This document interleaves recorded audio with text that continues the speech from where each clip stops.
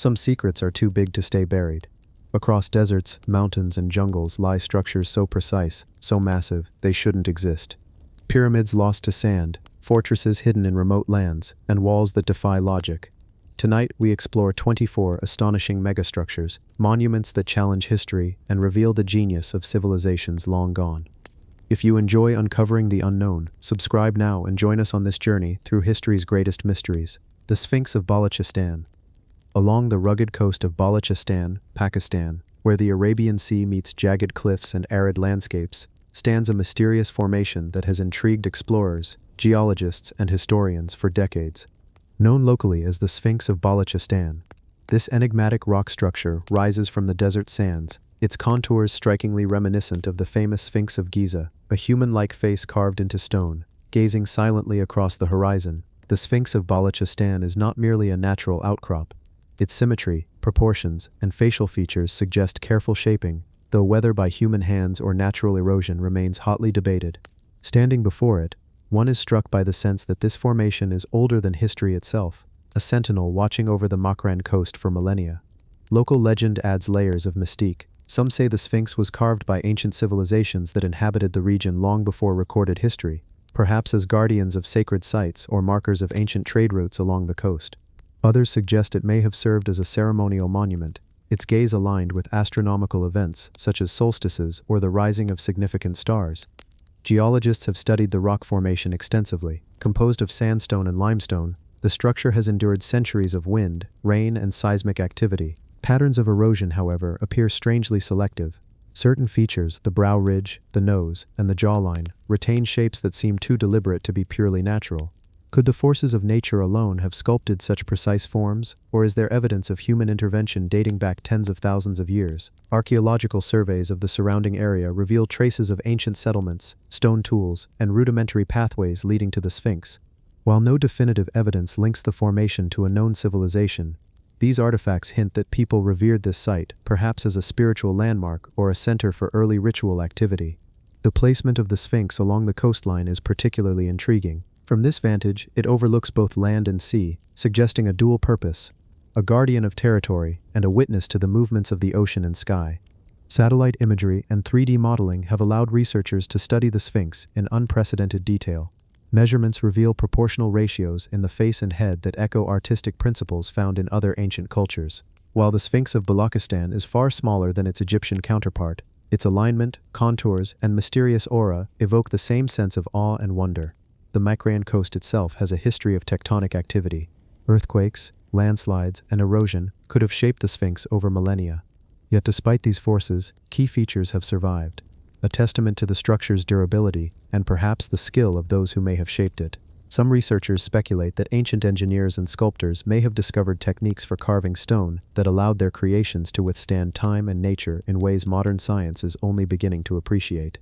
Cultural memory adds another layer to the mystery. Local stories speak of the Sphinx as a guardian, a watcher, and even a recorder of history. Some elders believe it symbolizes lost knowledge, a remnant of a civilization forgotten by time. Its presence raises questions about ancient connections between distant regions. Could the creators of the Balochistan Sphinx have known of similar monumental sculptures in Egypt or Mesopotamia? Or is this a case of parallel innovation, where human ingenuity across the world arrived independently at similar forms? Exploration of the site is challenging. Harsh desert winds, remote terrain, and minimal infrastructure mean few have stood close enough to fully appreciate the Sphinx's scale and detail. For those who do, the effect is profound. The face seems almost alive, the contours sharp and deliberate, as if silently conveying a message across the ages. Every ridge and shadow invites speculation. Was it meant to honor a ruler, a deity, or some other force that humans have long forgotten? Modern investigations combine archaeology, geology, and folklore to form a fuller picture. By comparing the Sphinx to regional structures, ancient rock art, and nearby ruins, researchers are slowly piecing together a narrative. While definitive answers remain elusive, one conclusion is clear: the Sphinx of Balochistan was significant to ancient peoples. Its creation, natural, man-made, or a combination of both, left a lasting impression that continues to captivate anyone who encounters it. Standing at its base, one can almost feel the whispers of centuries. The wind over the desert carries echoes of lost civilizations, travelers, and the passage of time. The Sphinx watches silently as the sun rises and sets, the tides ebb and flow, and generations of humans arrive and depart. It remains both a symbol of endurance and a puzzle, a mystery carved into the landscape that invites us to question the limits of ancient knowledge and imagination. The Sphinx of Balochistan reminds us that monumental architecture and sculpture are not confined to the well-documented civilizations of Egypt, Mesopotamia, or the Mediterranean.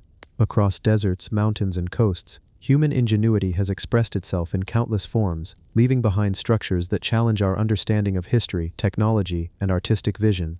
To this day, the Sphinx stands as a testament to the enduring curiosity of humanity, a bridge between the natural and the supernatural, the past and the present.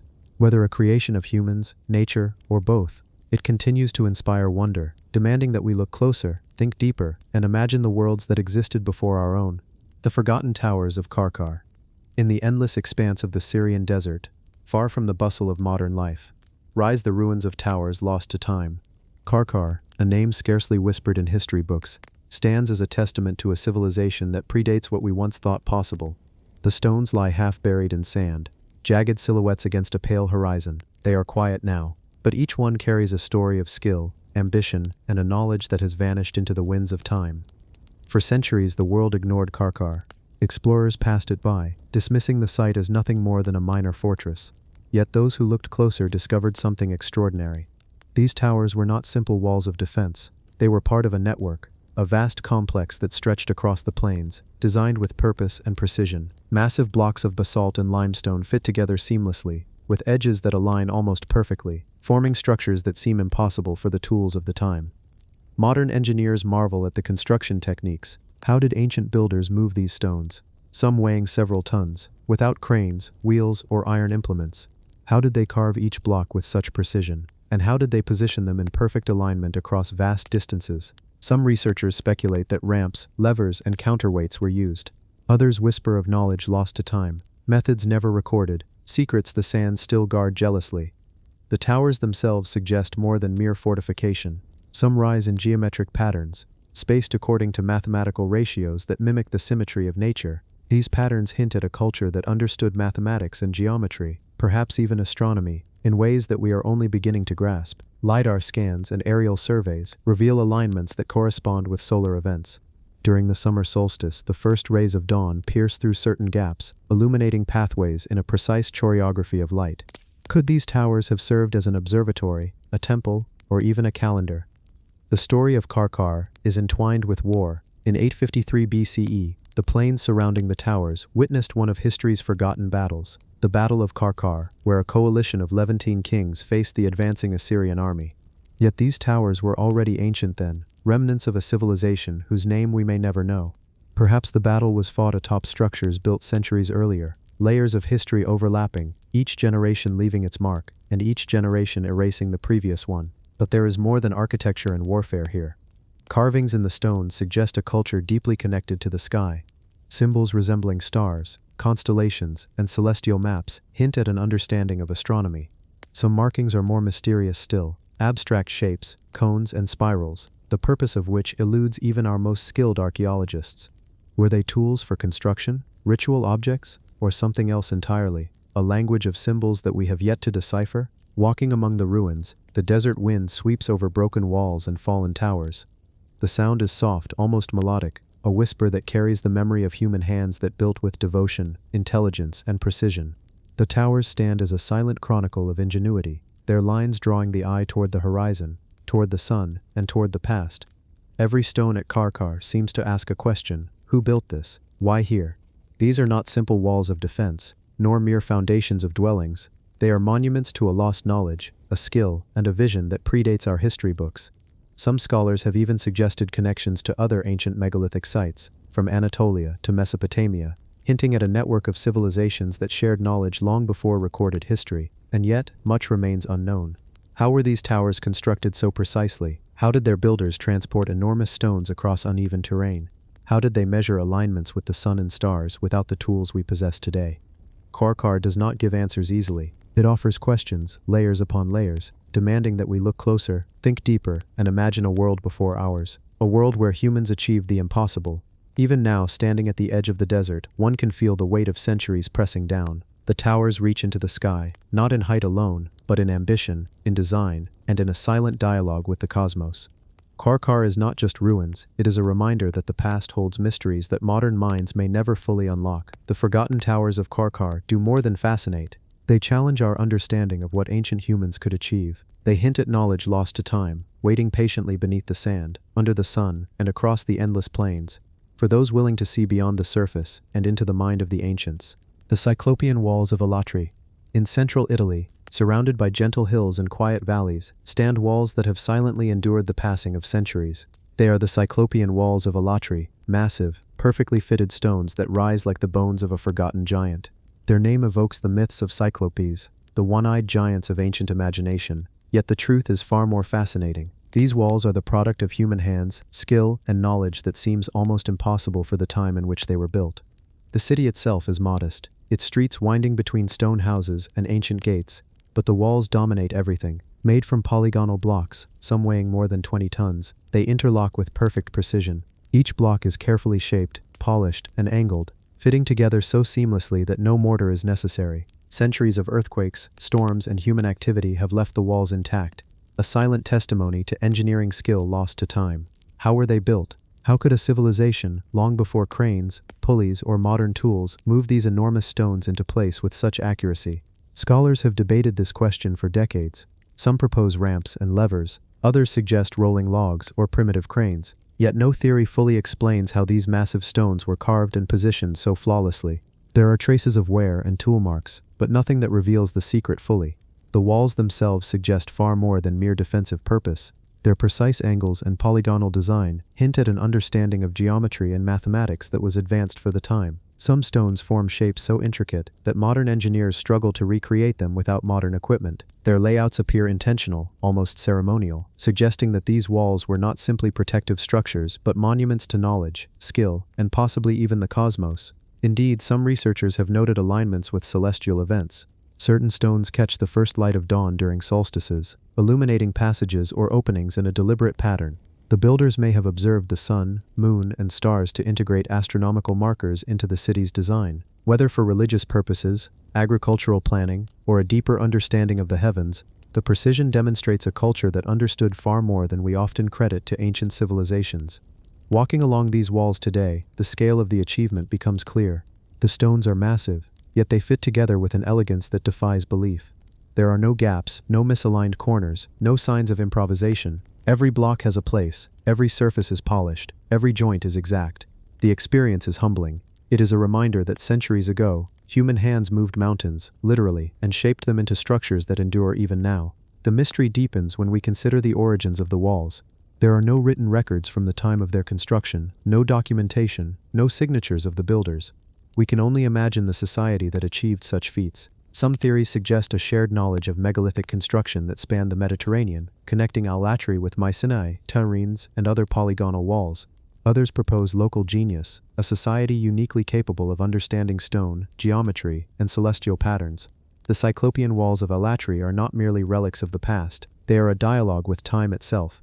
They ask questions we cannot answer, and challenge assumptions we hold about early human capability. They remind us that the ancients were not primitive, but rather profoundly capable, patient, and observant. These walls were not just built, they were conceived, designed, and executed with a vision that speaks across millennia. Even now, the walls inspire wonder. Scholars and tourists alike walk alongside the massive stones, tracing the contours with their hands, imagining the effort and ingenuity required to carve, transport, and place each block. There is a rhythm to the construction, a harmony in the angles, a silent communication of knowledge from one generation to the next. What secrets did the builders hold? How did they measure so accurately without modern tools? How did they lift and place stones of such immense weight? Each question lingers in the air like the wind across the hills, unanswered but compelling. The city of Alatri, modest and quiet beneath the walls, becomes a living museum, not of artifacts but of human ingenuity itself. The Cyclopean walls endure not only as a testament to craftsmanship but as a challenge. They remind us that knowledge can be lost, that skill can vanish, and yet, the traces remain. A visitor standing at the base of these walls can feel the weight of centuries, the echoes of countless hands shaping stone, and the quiet determination of a civilization whose name may be lost but whose achievements endure. These walls, timeless and silent, bridge the past and the present. They allow us a glimpse of a world where human ambition and understanding were not limited by tools or technology, but driven by observation, patience, and an extraordinary vision. They stand as one of the most profound monuments of ancient engineering, a reminder that the limits we imagine may not have existed for those who came before us. And as the sun dips behind the Italian hills casting long shadows over the massive stones, the cyclopean walls of Alatri remain, enigmatic, imposing, and eternally silent, a legacy of human precision that continues to awe, confound, and inspire. The megaliths of Baalbeka. In the fertile Bekaa Valley of Lebanon, the ancient city of Baalbek rises from the landscape, its ruins scattered across a vast plain. Yet nothing about this city captures the imagination like its megalithic stones. Massive blocks of limestone so enormous that they defy understanding, even in an age of modern cranes and heavy machinery. These are the stones that form the base of the Temple of Jupiter, the foundation of a structure built to touch the heavens. Some weigh more than 1,000 tons, carved with remarkable precision and placed with an accuracy that still challenges engineers today. How were these colossal stones quarried, shaped, and moved hundreds of meters into place? Even modern equipment struggles with stones of this size. Yet ancient builders, using nothing but ingenuity, ropes, levers, and perhaps techniques now lost to time, achieved the impossible. Baalbek has long been called the City of the Sun, a fitting name for a place where human skill reaches almost godlike levels. The temple complex that once stood atop these stones was a center of ritual, devotion, and immense prestige. The foundation alone required unprecedented effort, a testament to the ambition and capability of the people who built it. Walking among the ruins today, the scale of the achievement becomes apparent. The trilithon, 3 of the largest stones in the world, each measuring over 20 meters in length and weighing hundreds of tons, lies partially buried, a monument to engineering that even centuries later leaves us in awe. The sheer precision of the cuts and the way the stones fit together, without mortar, is extraordinary. Each joint is so exact that even a razor blade cannot slide between them. Historians and archaeologists have long debated how these stones were moved. Some suggest rollers or sledges, possibly lubricated with water or oil, while others propose that the builders understood leverage and geometry in ways that remain mysterious today. There are no surviving records describing the construction methods, leaving only the stones themselves as testimony to human ambition and technical mastery. But Baalbek stones are more than engineering marvels. Their placement suggests a deep understanding of planning, mathematics, and spatial awareness. The foundations are aligned with the cardinal points, possibly tied to solar and lunar events, linking the temple to the rhythms of the cosmos. This implies not just skill in construction, but a worldview in which architecture, religion, and astronomy were deeply intertwined. The city of Baalbek itself was built atop earlier layers of history. Phoenicians, Romans, and other civilizations added to the site over centuries. Yet the core of the temple complex, these colossal stones, predates much of recorded history.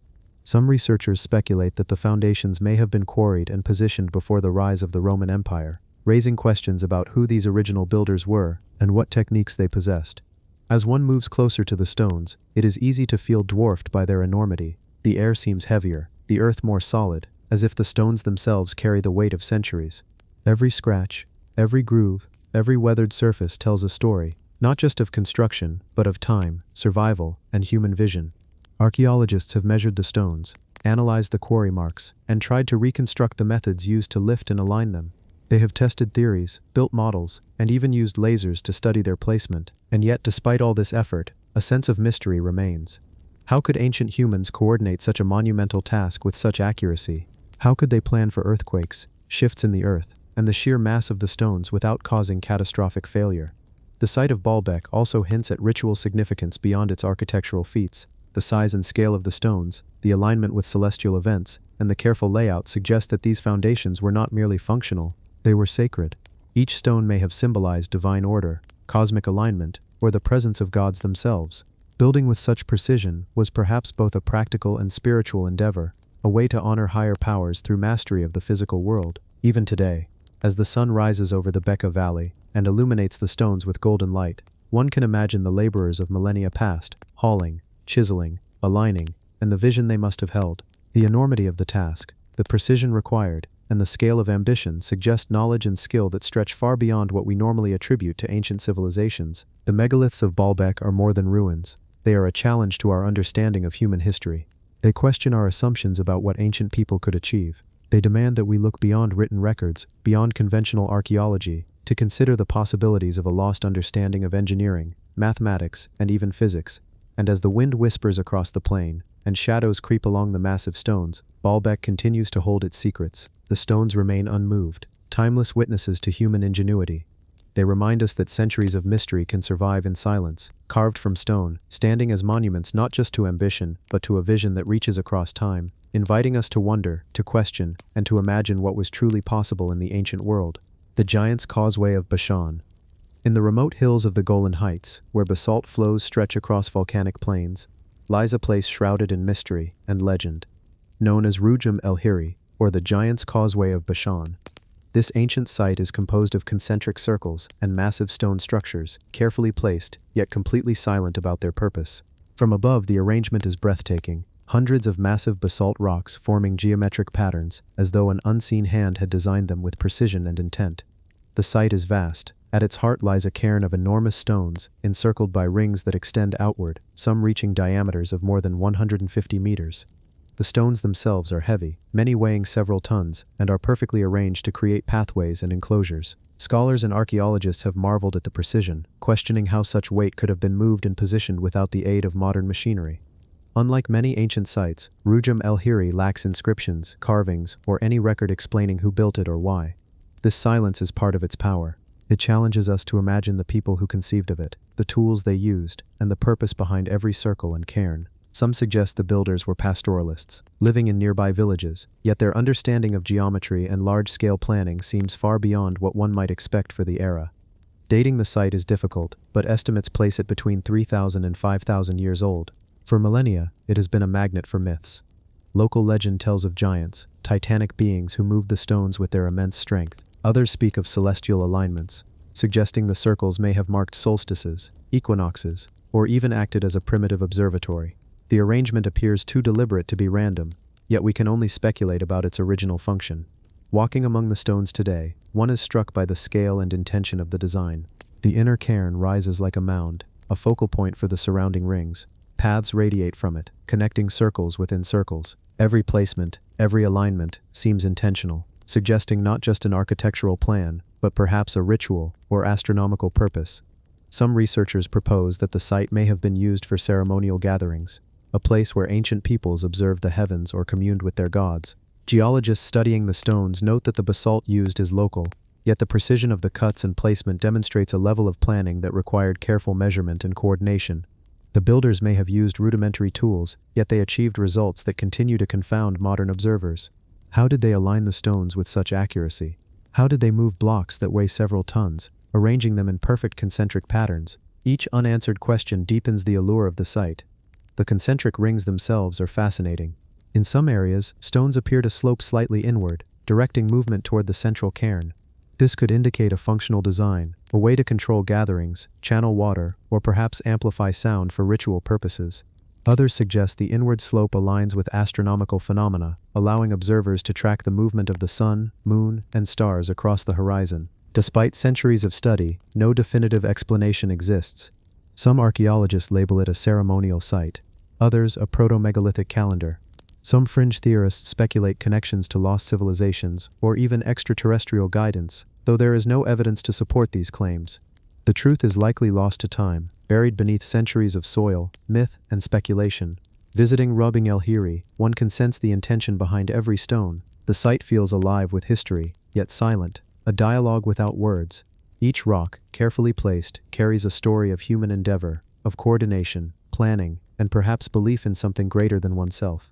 The builders may be anonymous, their names erased by time, yet their legacy endures in basalt, geometry, and shadow. The scale and ambition of the site challenge assumptions about prehistoric peoples in the region. They remind us that ancient civilizations, often underestimated, possessed knowledge of geometry, engineering, and perhaps astronomy far beyond what conventional history records.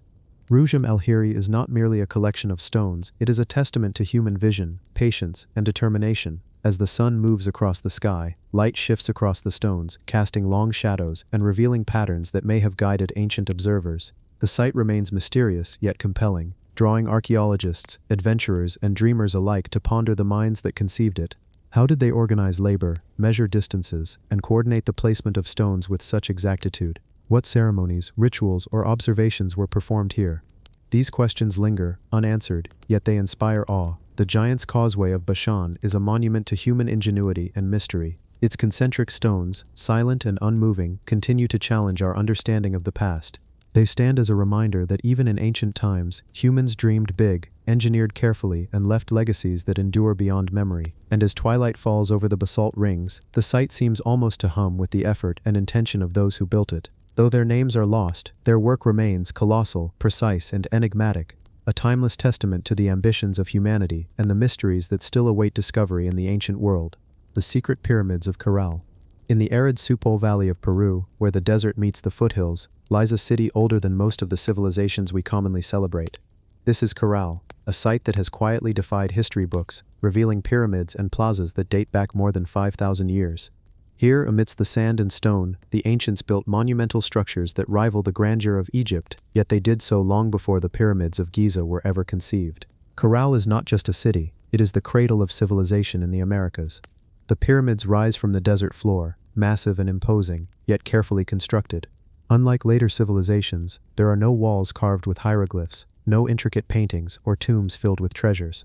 The focus was architecture itself, grand pyramids, sunken plazas, and ceremonial platforms that demonstrate a mastery of planning, engineering, and urban design. The largest pyramid at Caral, known as Pyramid Mayor, dominates the site. Its stepped layers rise gradually, each platform carefully aligned, each stone precisely placed. The builders used local materials, volcanic rock, limestone, and riverbed stone, yet achieved a level of precision that is remarkable even by today's standards. The surfaces are smooth, the angles exact, and the alignment with cardinal directions hints at a profound understanding of astronomy. Archaeologists have been captivated not only by the scale of the construction but by its timing.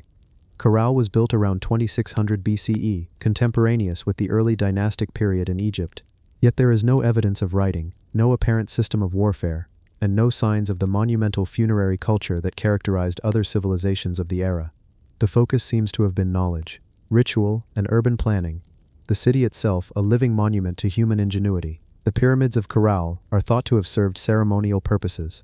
Sunken plazas, amphitheater-like spaces, and platform structures suggest that gatherings, rituals, and possibly astronomical observations were central to the city's design.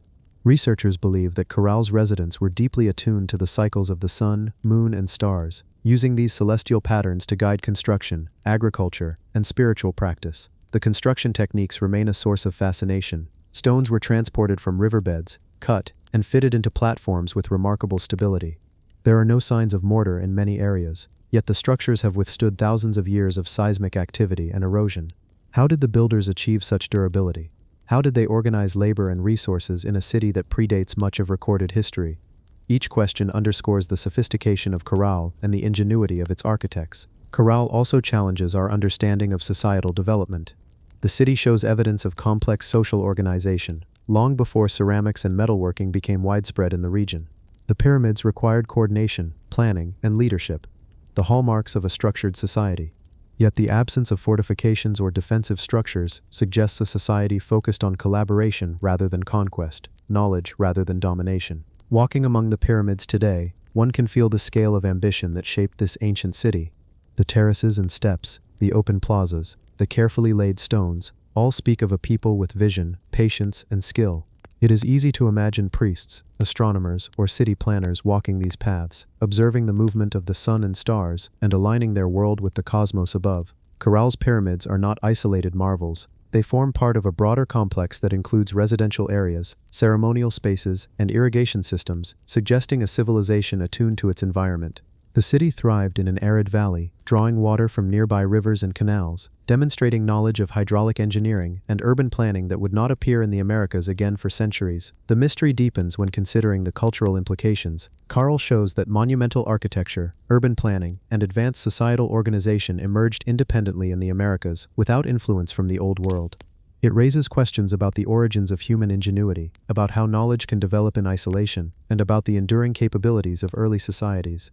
As the sun rises over the Supe Valley, light cascades across the terraces and pyramids, illuminating the labor of generations long past. The shadows shift across the stone steps, revealing the deliberate angles, the care in construction, and the vision of a civilization determined to leave a mark on the earth. The pyramids of Caral are silent teachers. They do not tell us who built them, nor do they explain the full extent of the society that raised them. Yet they speak clearly of ambition, precision, and understanding. They are a testament to human potential, an enduring legacy of planning, patience, and vision. Even today, Caral continues to inspire awe. archaeologists uncover new details, and each stone, platform, and plaza adds to the story. The city may have been forgotten for millennia, buried by sand and silence, but its pyramids endure, a reminder that human ingenuity, in its earliest forms, could reach heights as monumental as any civilization that followed. And as the desert wind moves gently across the ruins, Karl remains, timeless, enigmatic, and magnificent. A city built not for conquest, but for knowledge, ritual, and the enduring legacy of human creativity. The megaliths of Namaratunga. In the vast sun-scorched lands of northwestern Kenya, near the shores of Lake Turkana, lies a forgotten monument, a circle of standing stones that has puzzled archaeologists, astronomers, and historians for decades. This is Namaratunga, a megalithic site whose secrets reach far beyond the African plains. From above, it looks simple, a scattering of basalt pillars rising from the dusty earth. But step closer, and something changes. The stones are not random, they are positioned with purpose, aligned with the stars, frozen in a pattern that suggests a deep connection between earth and sky, between human and cosmos. Archaeologists believe these stones date back nearly 2,000 years, possibly built by the ancient Cushitic-speaking people, the ancestors of today's Somali, Oromo, and Afar cultures. Yet others argue the site is far older, a relic of a lost civilization whose understanding of the heavens rivaled that of the Babylonians or Egyptians. Namaratunga means the place of stone people. Local Turkana legends tell of travelers who were turned to stone by a powerful curse, frozen in time for breaking sacred laws. But perhaps there's another truth, one not of punishment, but of purpose. The stones, 19 in total, stand upright in circular formation. They are smooth basalt pillars, each carefully shaped and placed, some leaning slightly, others perfectly vertical. When measured and analyzed, researchers discovered something extraordinary. The stones appear to be aligned with the constellations of Orion, Triangulum, Pleiades, and Aldebaran, celestial markers that could have been used to track time, seasons, and even rituals tied to the agricultural calendar. In essence, Namaratunga might be one of the world's oldest astronomical observatories. Imagine the night sky thousands of years ago, no city lights, no pollution, only a dome of pure stars stretching endlessly above. The ancient people who built Namaratunga watched those stars closely. They noticed patterns, rhythms, and alignments. They saw the seasons change with the rise of certain constellations, and they built these stones to record them. Each pillar is thought to correspond to a specific star. As the heavens shifted through the year, the shadows of the stones would align in precise ways, marking solstices and equinoxes. It's a silent calendar carved in stone, a cosmic clock in the middle of the desert. But how did they know? How could a pastoral community in prehistoric Africa calculate stellar alignments with such accuracy, without metal tools, without telescopes, without writing? That question has sparked decades of debate. Some suggest that knowledge of the stars was passed orally across generations, encoded in songs and rituals. Others believe the builders were far more advanced, possessing mathematical and astronomical skills lost to time. A few fringe theories go even further. They claim Namaratunga was built by an earlier civilization entirely, one wiped out by ancient cataclysms, leaving only stone and silence behind. When archaeologist Mark Lynch first excavated the site in the 1970s, he noticed something curious. Near the megaliths were graves, marked by smaller stones. The site wasn't just an observatory, it was also a necropolis, a sacred landscape where the living connected with the dead and the cosmos. The alignment of stars may not have been purely scientific, it was spiritual. The builders of Namaratunga could have believed that the souls of the dead rose into the night sky to join the stars. The pillars, then, might have served as gateways, stone conduits between this world and the next. At dusk, as the sun dips below the horizon, the stones cast long, reaching shadows. The wind whistles through the scrub, carrying whispers from the past. The basalt glows a deep, ancient red in the dying light, and for a brief moment, the entire circle feels alive again, as though waiting for someone to read the sky once more. Over the years, researchers have mapped the stones with modern instruments, confirming that their orientations indeed mirror constellations as they appeared around 300 BCE. That precision has stunned even skeptics. Could such complex astronomical mapping have been achieved so early, in such a remote corner of Africa? Namaratunga's mystery deepens when viewed in global context. Across continents, in Britain's Stonehenge, Egypt's Nabta Playa, Peru's Chonkilo, and Cambodia's Angkor Wat, we find ancient monuments aligned to the stars. Civilizations separated by oceans somehow shared the same obsession, the sky. Did these ancient builders all arrive at the same idea independently, or did knowledge of the heavens spread through forgotten migrations carried by travelers who saw in the stars the same sacred rhythm of life and death? Some researchers note that the star alignments at Namaratunga match those used by Cushitic-speaking peoples who still live in East Africa today. Among them, the Borana people use a star calendar almost identical to what the Namaratunga stones describe. Could this be an unbroken chain of knowledge, thousands of years old, still alive in oral tradition? If so, Namaratunga may not just be a ruin, it's a message, a surviving echo of human continuity, where science, spirit, and story were never separate. Today the site remains quiet. Few tourists visit. The stones stand in isolation, overlooking the dry plains of Turkana, as they have for millennia. At night, the constellations still wheel above, tracing the same patterns that their builders once read.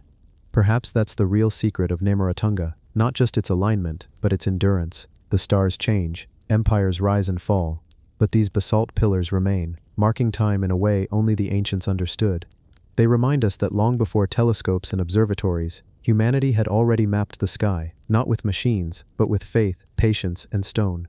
Namaratunga stands as a cosmic riddle, older than history, still whispering to anyone who dares to listen. The stars remember everything. The forgotten stoneheads of Guatemala. Deep within the dense jungles of Guatemala, hidden beneath layers of moss, vines, and thyme, lie monuments that have puzzled explorers and archaeologists for centuries. Massive stone heads, carved with uncanny precision, peer from the shadows, silent witnesses to civilizations long vanished. These are the forgotten stoneheads of Guatemala, enigmatic sculptures whose scale, craftsmanship, and purpose continue to spark questions without answers. The heads vary in size, some towering over 3 meters tall, others more modest, yet each one carries an aura of significance. The facial features are detailed, pronounced brows, wide noses, full lips, yet every head seems unique, as if representing an individual or a deity. Their eyes, though made of stone, seem to follow visitors, conveying a lifelike presence that is almost unsettling. Constructed entirely from volcanic stone or granite, the heads were quarried from nearby mountains, yet moving them to their current locations would have required extraordinary effort. How did these ancient people transport and position such heavy monoliths through dense jungle, uneven terrain, and without modern tools? The mystery of their logistics alone is enough to leave even the most experienced archaeologist in awe. Dating these monuments has proven difficult. Scholars suggest they were created between 300 BCE and 900 CE, during the height of pre-Columbian Mesoamerican civilizations. Yet the absence of inscriptions or written records near the heads leaves their purpose shrouded in mystery. Were they guardians of sacred sites, markers of power and leadership, or perhaps astronomical indicators aligned with solstices, equinoxes, or star patterns? Some heads are found near ceremonial plazas, where platforms and altars hint at rituals performed centuries ago. Others stand alone, seemingly abandoned in the jungle, leaving questions of context and meaning unanswered. The placement of each head may not be random. Some researchers have noted alignments with natural features like rivers, hills, or even certain constellations. Yet with so little written evidence, these ideas remain speculative. The craftsmanship itself is remarkable. Despite being carved from some of the hardest stone in the region, the details are exquisite. Smooth surfaces, subtle curves, and precise facial features suggest tools and techniques that would have required extraordinary skill. How such precision was achieved, long before the advent of iron tools or modern machinery, remains a matter of debate. Local legends speak of giants, beings of immense strength and wisdom, who roamed the land and shaped the stone. According to oral tradition, these colossal heads were created either to honor such giants or by them directly, leaving behind a physical reminder of their existence. Whether myth or historical memory, these stories reflect the enduring sense of wonder these heads inspire. Explorers first documented the heads during the early 20th century, but many remained concealed by the jungle for centuries. The satellite imagery and modern mapping techniques have since revealed that the heads are part of a wider network of ceremonial centers, plazas, and pyramidal structures. Together, they paint a picture of an organized society with complex religious and social practices. Archaeologists also believe the heads represent lineage and power. Each may have commemorated rulers or important figures within these ancient societies. The sheer number of heads found across the region indicates that leadership and authority were central to the culture, with monumental sculpture used to assert status, legacy, and divine connection. Yet despite these insights, much about the heads remains unexplained. The techniques of construction, the precise methods of transportation, the selection of specific stones, and the alignment of certain heads with natural or celestial features continue to defy complete understanding. Each unanswered question deepens their mystery, reminding us that the past often leaves more puzzles than solutions. Walking among the heads today, one feels a profound connection to those who came before. The humid air carries whispers of ceremonies, chants, and footsteps long silenced. Moss creeps along the stone surfaces, yet the carvings remain clear, evidence of the care and reverence given to these works. The presence of the heads evokes a sense of awe, a reminder of human creativity and devotion, even in times and places far removed from our own. Some heads show signs of damage, likely from weathering, earthquakes, or human interference, yet the spirit of their creation endures. The silence surrounding their origins adds to their power. They do not explain themselves, but they do command attention, respect, and curiosity. The forgotten stoneheads of Guatemala also challenge assumptions about ancient societies. They demonstrate that these civilizations were capable of feats of engineering, art, and planning comparable to other great cultures of the ancient world, yet they did so without the tools, technologies, or records we often take for granted. The stoneheads are living proof that ingenuity, skill, and ambition are timeless human traits, and as sunlight filters through the dense jungle canopy, casting shifting shadows over the stone faces, one cannot help but sense the weight of history, the intention behind each sculpted gaze, and the enduring mystery that keeps these monuments alive in the imagination of every visitor. The forgotten stoneheads of Guatemala remain as they always have, silent, monumental, and enigmatic. They whisper of civilizations that thrived in harmony with their environment, of human ambition reaching into the stone, and of stories yet untold, waiting patiently for those who dare to listen. The Sumerian Ziggurat Network. In the heart of ancient Mesopotamia, where the rivers Tigris and Euphrates carve life into the arid land, rise monumental structures that have fascinated scholars for centuries. These are the Sumerian ziggurats, towering temple complexes that formed the backbone of the earliest known cities, including Uruk, and Eridu. The ziggurats were more than simple buildings. They were the center of religious, social, and political life, massive terraced structures that seemed to bridge earth and sky. Each layer of the ziggurat rises step by step, as if lifting the very ground toward the heavens, reaching for the divine. They were constructed with mud bricks and baked clay, yet their durability is astonishing, allowing some remnants to survive thousands of years. The largest at was built around 2100 BCE, under the reign of King Ur-Nammu. Its massive base covers more than 3,000 square meters, with 3 ascending platforms, each smaller than the one below, creating a stepped pyramid that dominates the landscape. Temples crown the top, spaces where priests would offer sacrifices, perform rituals, and commune with the gods, believed to dwell above the earth. The construction of these massive platforms raises profound questions. How did the Sumerians, in an era without cranes, pulleys, or modern machinery, transport tons of mud bricks and lay them with such precision? What knowledge did they possess of geometry, weight distribution, and urban planning that allowed these structures to endure earthquakes, floods, and centuries of erosion? But the ziggurats were not isolated marvels. Across summer, archaeologists have uncovered a network of ziggurats, carefully positioned within city grids. Some appear aligned along cardinal directions, while others follow celestial patterns, hinting at a profound connection between urban planning, astronomy, and spirituality. The cities themselves, with streets, canals, and administrative buildings, suggest the Sumerians were pioneers in civil engineering, governance, and infrastructure. The ritual significance of ziggurats cannot be overstated. They were believed to act as a cosmic ladder, connecting humanity to the divine. At the top, the gods could descend, and humans could ascend spiritually. The temples on these platforms housed sacred objects, cult statues, and ceremonial artifacts.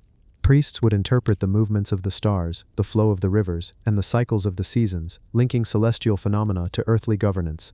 Beyond religious function, ziggurats may have served practical purposes as well. The terraces and platforms could help regulate water flow in flood-prone regions, and the elevation provided surveillance over the surrounding city and farmland.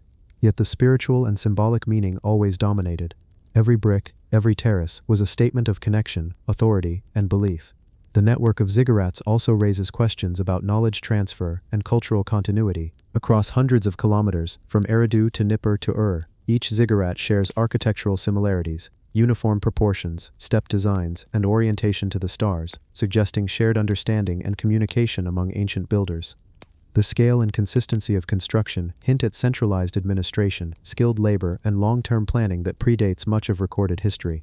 Some of the most intriguing mysteries revolve around astronomical alignment. Recent studies suggest that ziggurats were aligned with certain celestial events, such as solstices, equinoxes, or the rising of prominent stars like Sirius.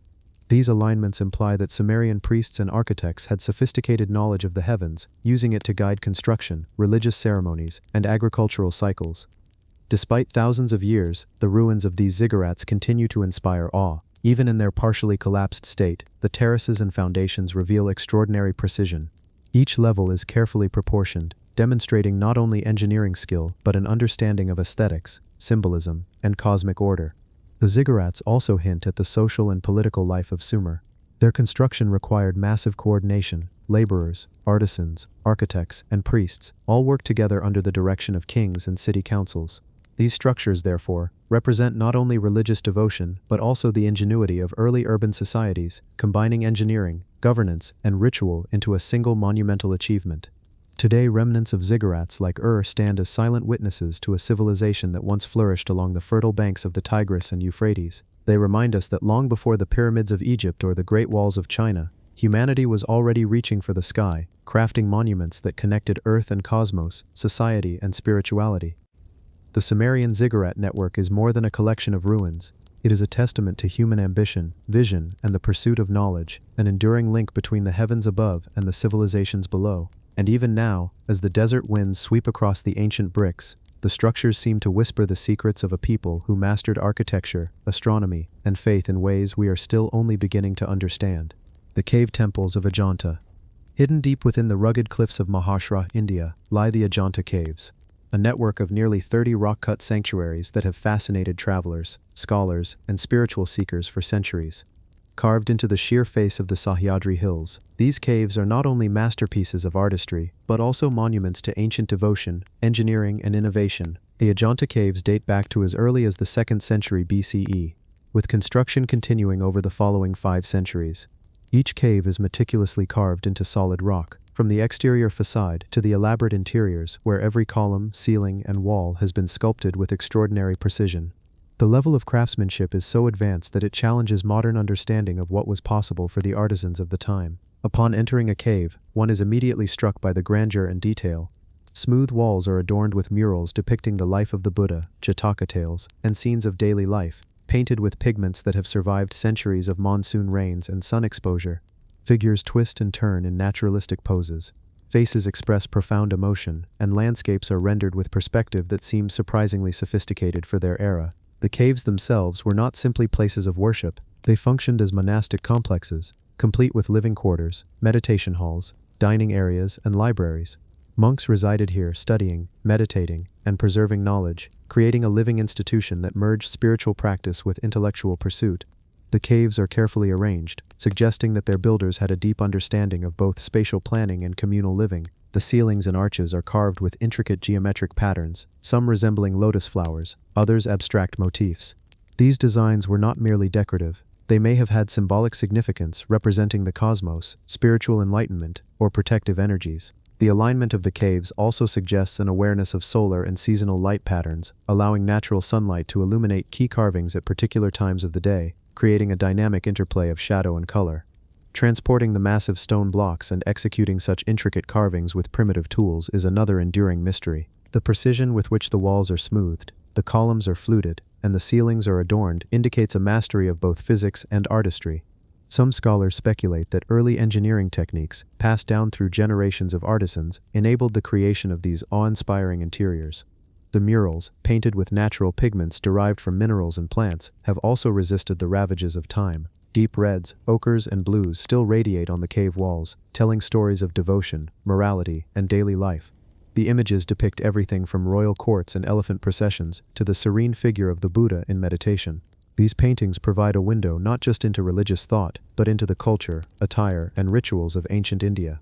Beyond their artistic and architectural significance, the Ajanta caves also pose questions about the society that built them. Who commissioned these works?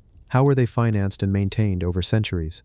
What knowledge and techniques allowed these artisans to combine sculpture, painting, and architecture so seamlessly? Some historians suggest that the caves may have also served as centers of learning, where knowledge of astronomy, medicine, and philosophy was preserved alongside spiritual teachings. The placement of certain carvings may encode information about cosmology, cycles of nature, or meditation practices, hinting at an understanding of the natural and metaphysical worlds that modern researchers are only beginning to explore. For centuries, the Ajanta caves were abandoned, hidden by dense forest and forgotten by the outside world. European explorers rediscovered them in the early 19th century. Awed by the survival of both structure and artwork in such pristine condition, the rediscovery sparked fascination across the globe, revealing a culture of extraordinary sophistication, devotion, and artistic vision. Standing inside these caves today, one can feel the weight of centuries pressing gently against the stone. The air is cool and still, carrying the faint echo of chants, footsteps, and prayers long gone. Every carving, every brushstroke, every sculpted column tells a story of devotion, of skill, of human ingenuity reaching across millennia. The cave temples of Ajanta remind us that humanity has long sought to connect earth and spirit, to carve permanence into the impermanence of life. They are a testament to visionaries who transformed raw rock into a sanctuary of art, faith, and knowledge, leaving a legacy that continues to inspire wonder and curiosity. Even as centuries pass and forests grow around them, the Ajanta caves endure, silent yet eloquent, ancient yet timeless, bridging the gap between human aspiration and divine contemplation. They stand as one of the most extraordinary examples of what early civilizations were capable of, challenging our assumptions about technology, artistry, and the reach of human imagination. The Temple of the Wind, Monte Alban. High atop the rugged mountains of Oaxaca, Mexico, rests the ancient city of Monte Alban, a place where stone, sky, and wind converge to tell the story of a civilization long past. Among its many architectural wonders, the Temple of the Wind stands out, a monument not only to spiritual devotion but also to advanced knowledge, careful planning, and the interaction between humans and the elements. Monte Alban, founded around 500 BCE, was the capital of the Zapotec civilization and thrived for over a millennium. The city is remarkable for its strategic location atop a flattened mountaintop, offering sweeping views of the Oaxaca Valley below. The placement of structures, plazas, and ceremonial platforms demonstrates a deep understanding of landscape, geometry, and urban design. The Temple of the Wind earned its name for the way it interacts with natural air currents. Strategically positioned on a raised platform, the temple catches the wind with astonishing precision. On certain days, especially during solstices and equinoxes, the movement of air through its corridors produces subtle acoustical phenomena, a low hum or whispering effect that amplifies even the softest sounds. Scholars and visitors alike have been captivated by this mysterious interplay of architecture and nature. Carved from massive stone blocks, the temple showcases precision masonry rarely seen in other ancient structures of the region. Each block is carefully fitted without mortar, yet the alignment is perfect. The stone's placement resists the tests of centuries, including earthquakes, erosion, and heavy seasonal rains. How the Zapotec engineers achieved such stability and precision remains a subject of study and wonder. Beyond its architectural feats, the Temple of the Wind served as a center for ritual and observation. Its elevated position allowed priests and leaders to track celestial bodies, the sun, moon, and stars, with remarkable accuracy. The orientation of the temple aligns with important solar and lunar events, suggesting that the Zapotecs understood not only the passage of time but also its connection to agriculture, spiritual practices, and societal governance. The temple is part of a larger ceremonial complex that includes pyramidal platforms, terraces, and plazas, all carefully arranged. Evidence suggests that the Zapotecs may have used Monte Alban for astronomical observation, political gatherings, and religious ceremonies. The careful alignment of temples, ball courts, and residential areas indicates a society capable of long-term planning and coordinated construction. Transporting and shaping the massive stones for the Temple of the Wind was no small feat. The Zapotecs moved hundreds of tons of rock across the mountain summit, likely using a combination of levers, ramps, and sheer manpower. The precision with which the stones were carved and positioned demonstrates a mastery of engineering and an understanding of structural principles that rival more famous ancient civilizations. Some researchers have also suggested that the temple's design may amplify wind or sound to communicate across long distances. The subtle echoes produced within the stone corridors could carry messages or ceremonial chants across the mountaintop. This integration of natural forces with human design exemplifies the ingenuity of the Zapotec civilization and their intimate connection with the environment. Within the temple and surrounding complexes, traces of rituals remain. Carved stones, ceremonial offerings, and remnants of painted murals hint at religious practices that connected people, sky, and earth. The Temple of the Wind, in particular, may have been a site where spiritual energy was harnessed, where leaders interpreted celestial and natural signals to guide the city below.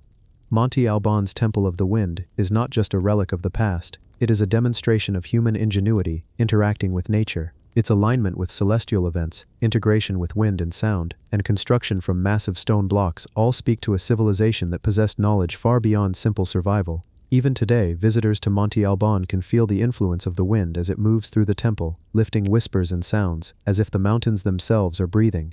The stone stands silent, yet the space conveys a sense of purposeful design, spiritual intent, and intellectual achievement. The Temple of the Wind reminds us that ancient societies were not merely primitive, they were innovators, observers, and thinkers.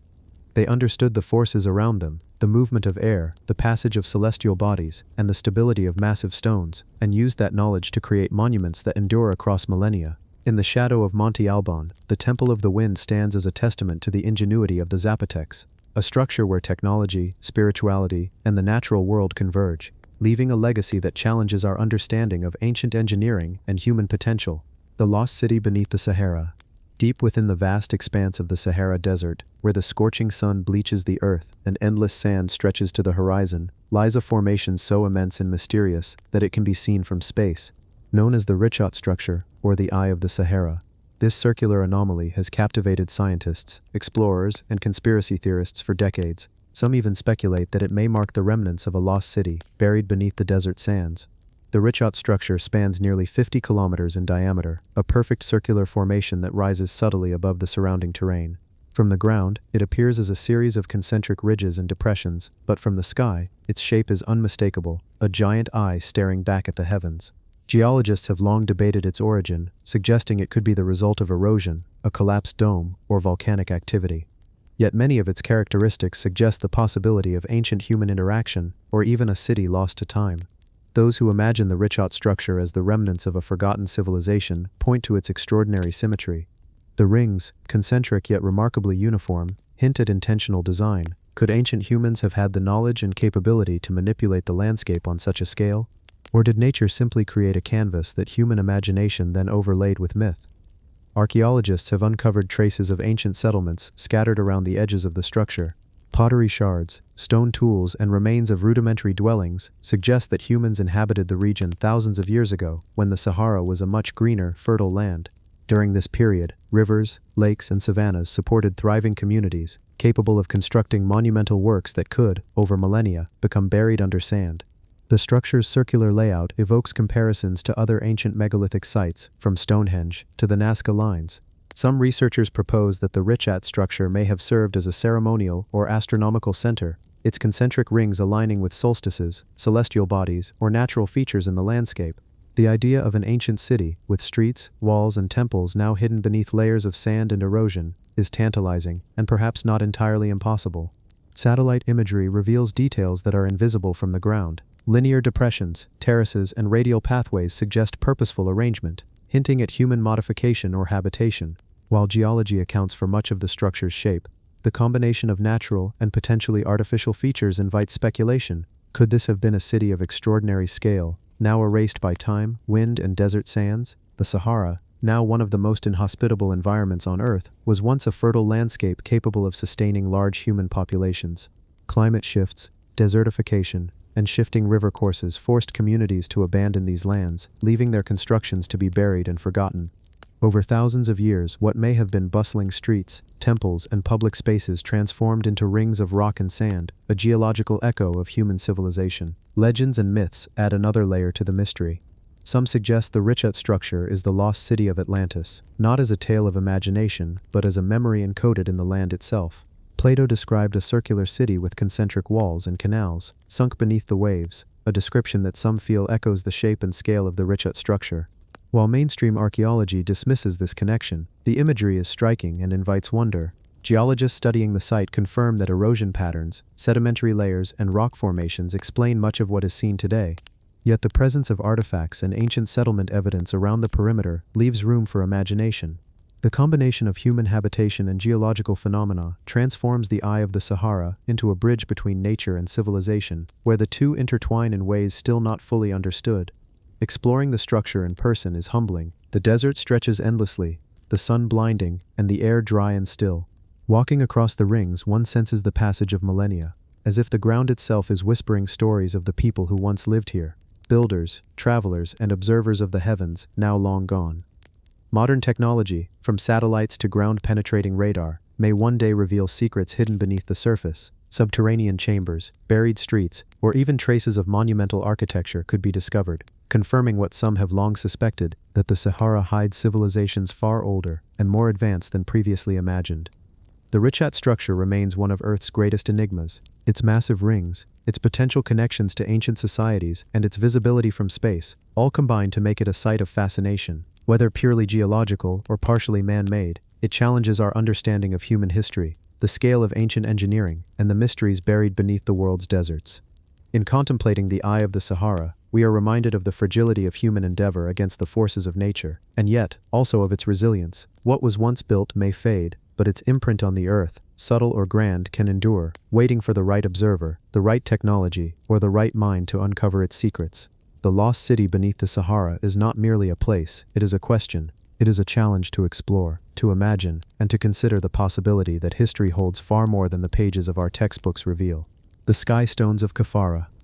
In the rugged hills of Lower Egypt, near the Nile Delta, lies the remains of one of the oldest known monumental constructions in human history, the Sky Stones of Khafra, part of an ancient dam complex built over 4,500 years ago. Hidden in a dry wadi, the massive stone blocks stand as a silent testament to an engineering vision that challenges modern understanding of ancient capabilities. The dam at Wadi el Khafra was constructed during the Old Kingdom of Egypt, designed to control seasonal flooding, redirect water, and possibly irrigate arid lands. Even in ruins, the scale of the project is astonishing. Stones weighing multiple tons were cut, transported, and placed with precision, in a landscape that offered no easy access or tools comparable to modern machinery. Archaeologists examining the site have been amazed at the techniques employed. The stones, arranged in terraces and retaining walls, form a structure that could withstand immense water pressure. Yet the methods used to carve, lift, and position these megaliths remain uncertain. Some theories suggest that simple tools combined with human ingenuity could achieve the task, while others argue that the precision hints at lost technologies, now forgotten. The dam was intended to divert the flow of the wadi, preventing destructive seasonal flooding in the surrounding plains. While the project was ultimately abandoned, possibly due to structural collapse or changing environmental conditions, the remnants provide a window into the engineering knowledge of early Egyptian civilization. Each block, each carefully angled wall, demonstrates an understanding of hydraulic forces, stone stability, and architectural planning. The sky stones themselves, massive blocks quarried nearby, are unlike ordinary construction stones. Some weigh tens of tons, and their precise placement suggests not only physical strength, but also meticulous surveying skills. How the ancient builders managed to align and stabilize these enormous stones without modern cranes remains a topic of debate. Beyond their functional purpose, the sky stones may have held symbolic significance. Some scholars propose that the structure represented the power of the pharaoh over nature, an expression of divine authority through engineering. Others suggest it may have been a training ground for masons and engineers, a place where techniques for building pyramids and temples were tested and perfected. The dam also demonstrates a profound awareness of environmental forces. Builders accounted for seasonal water flows, erosion, and the stresses of retaining large volumes of water. This knowledge of hydraulics and material stress indicates a sophisticated level of scientific observation rarely associated with the era. Despite centuries of erosion and human activity, the sky stone's alignment remains impressive. The orientation of walls and terraces aligns with natural features, such as riverbeds and seasonal runoff paths, suggesting that the engineers carefully studied the landscape before construction began. The structure embodies a balance between nature, function, and design, showing that early Egyptians were not merely laborers but observers and innovators. Archaeologists continue to study the site using modern technology, drones, 3D mapping, and geophysical surveys, revealing hidden patterns in the placement of stones and subtle engineering choices that would have been impossible to detect from the ground. These insights continue to deepen the mystery. How did a civilization primarily known for pyramids and temples master hydraulic engineering at such a scale so early in history? The story of the sky stones of Khafra also reminds us that ancient civilizations often attempted projects beyond their immediate needs, pushing the boundaries of possibility. This ambitious dam, though incomplete, reflects a willingness to experiment, to innovate, and to engage with natural forces in ways that resonate even in the modern world. Visiting the site today, one can sense the immensity of human effort poured into stone and earth. The desert winds whisper through the gaps between the massive blocks, carrying echoes of workers, engineers, and leaders who envisioned taming nature with ingenuity and determination. Even as the wadi has dried and the stones have weathered, the presence of this ancient construction speaks to a timeless pursuit, understanding, controlling, and harmonizing with the world around them. The sky stones of Khafra remain both a monument and a mystery. They challenge modern assumptions about ancient capabilities and offer a glimpse into a civilization capable of not just survival but mastery, a society that dared to shape rivers, move mountains of stone, and leave behind evidence of knowledge lost to time. This dam, silent yet monumental, teaches us that history often hides feats far beyond what we imagine, and that the ingenuity of our ancestors reaches further than even the desert winds can carry. The megaliths of Asoka. In the serene landscapes of Asoka, Japan, amid rolling hills and quiet valleys, lie stone tombs and megalithic monuments that silently defy time. Among them, the Ishibutai Kofun stands as one of the most mysterious, a testament to the skill, ingenuity, and ambition of ancient builders in a land often celebrated for its artistry and craftsmanship. The Ishibutai Kofun is a megalithic tomb, believed to date back to the 7th century CE, constructed for a prominent leader of the Asoka period. At first glance, it appears simple, a mound of earth sheltering a massive stone chamber. But closer inspection reveals astonishing feats of engineering: massive stone blocks, each weighing several tons, carefully fitted without mortar, forming a chamber that has withstood centuries of weathering and seismic activity. Transporting these enormous stones to the site remains a topic of fascination. Scholars estimate that moving a single block, some over 75 tons, would have required careful planning, teamwork, and ingenious techniques using ramps, rollers, and possibly wooden sledges. The coordination needed suggests a society with advanced understanding of mechanics, physics, and project management, far beyond what one might expect for the period. The chamber itself is constructed in such a way that it maintains structural stability without modern reinforcements. The ceiling stones, interlocked and supported by their own weight, create a space that has survived centuries of Japan's earthquakes and torrential rains. Each stone is precisely shaped, hinting at advanced knowledge of load distribution and architectural integrity. Beyond the physical construction, the site holds spiritual and ceremonial significance. The tomb likely served as a sacred space for honoring leaders and ancestors. Its orientation and location may have been carefully chosen to align with natural features or celestial events, though much of this remains speculative. Some researchers believe the placement reflects ancient Japanese beliefs about the afterlife, the flow of energy in the land, and the connection between the living and the departed. The surrounding landscape adds to the enigma. Asuka was a political and cultural hub during its time, and the presence of such a monumental tomb indicates the centralized power and resources available to its rulers. Yet, the precision and scale of the Ishibutai Kofun also suggest knowledge that went beyond simple construction, knowledge of engineering principles, materials, and logistics that rivals other ancient megalithic sites across the world. Visitors today are struck not only by the size of the stones but also by the eerie harmony of the structure. The stones fit together so seamlessly that even a sheet of paper cannot slip between many of the joints. This precision is remarkable considering the tools available at the time, likely limited to stone, wood, and rudimentary metal implements. Archaeologists continue to study the site using modern technologies like 3D mapping and laser scanning, uncovering hidden alignments and structural techniques that may provide clues about how ancient builders achieved such feats. These investigations suggest that the builders were not only laborers but skilled engineers with deep understanding of materials, geometry, and spatial design.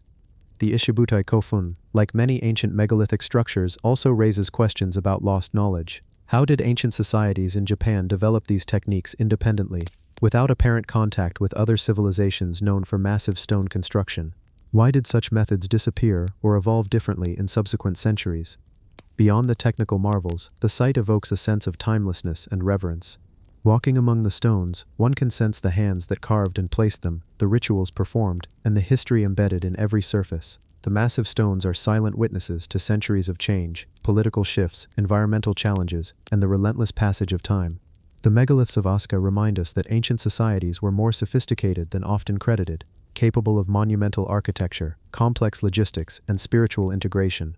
They demonstrate a harmony between human ingenuity, natural materials, and cultural purpose, a combination that still inspires wonder today. Even in a quiet valley, far from modern civilization, the Ishibutai Kofun stands as a bridge between the past and present, a reminder that knowledge, skill, and ambition can transcend eras.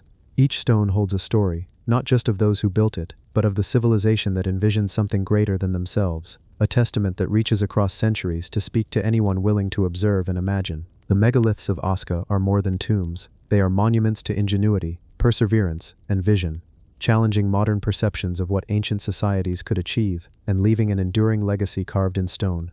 The twin temples of Kalasasaya. High on the altiplano of Bolivia, near the shores of Lake Titicaca, stands Kalasasaya, one of the most enigmatic ceremonial centers of the ancient Tiwanaku civilization. At first glance, it may seem like a simple collection of stone pillars and terraces, but the site reveals a sophisticated understanding of astronomy, engineering, and ceremonial architecture, a testament to a civilization that flourished over 1,000 years ago. Kalasasaya is often referred to as the Twin Temples, though it is actually a single complex divided into two monumental areas. Each section is characterized by enormous stone pillars, intricately carved and perfectly aligned. These stones, many weighing several tons, were transported from quarries miles away, over difficult terrain, suggesting that the Tiwanaku possessed advanced knowledge of leverage, rolling techniques, and teamwork. The arrangement of the pillars is particularly striking. Scholars have noted precise astronomical alignments, with certain stones marking solstices and equinoxes, allowing the Tiwanaku to track the movement of the sun and stars. The twin temples may have functioned as a cosmological calendar, guiding agricultural cycles, religious ceremonies, and civic organization. Such precision demonstrates a deep understanding of celestial mechanics, far beyond what might be expected of a society without written records or modern instruments. Carvings on the pillars reveal symbols of cosmic significance, abstract patterns, anthropomorphic figures, and depictions of deities that communicate spiritual and ritualistic meaning. The Tiwanaku appear to have integrated art, religion, and science, crafting a space where each stone, each alignment, and each terrace reinforced their worldview and connected their civilization to the heavens. The construction itself raises questions about the Tiwanaku's engineering capabilities. Moving stones weighing multiple tons across uneven high-altitude terrain is a feat that challenges modern assumptions. How did they lift, place, and secure these massive monoliths with such precision? Some theories suggest ramps and ropes. Others propose lost techniques that have disappeared from human memory. The alignment of stones, the smoothness of their surfaces, and the way they interlock indicate skilled craftsmanship and careful planning. The twin temples were not just observatories or ceremonial spaces. They were centers of power and social cohesion. The careful placement of stones, terraces, and courtyards suggest hierarchical organization and the ability to mobilize large labor forces. The Tiwanaku understood not only how to shape stone, but also how to structure society to achieve monumental goals. Over centuries, the harsh environment of the Altiplano has preserved these structures remarkably well. Winds, rain, and occasional seismic activity have weathered the stones, yet the layout remains intact, allowing modern researchers to study and appreciate the ingenuity of the builders. The twin temples are a silent witness to a civilization that thrived in an environment that demanded resilience, ingenuity, and a profound connection to the natural world. The spiritual significance of Kalasasaya is also profound. Tiwanaku culture emphasized harmony between humans, the earth, and the cosmos. The twin temples may have served as a ritual space for ceremonies that aligned human activity with celestial events, creating a link between earthly society and cosmic order. Every sunrise, every shadow cast by the stones, and every line in the layout may have carried meaning for priests, rulers, and common people alike. Modern technology has further revealed the site's complexity. Drone imaging and 3D mapping show precise alignments, hidden terraces, and subtle features that are difficult to perceive from the ground. These discoveries emphasize the level of foresight and planning that went into creating a ceremonial center that could endure centuries of environmental and societal change. Kalasasaya challenges conventional ideas of ancient technology and knowledge. It demonstrates that pre-Columbian civilizations possessed both practical engineering skills and a sophisticated understanding of astronomy and geometry. The twin temples are a testament to human curiosity, ingenuity, and the drive to connect earthly life with the heavens.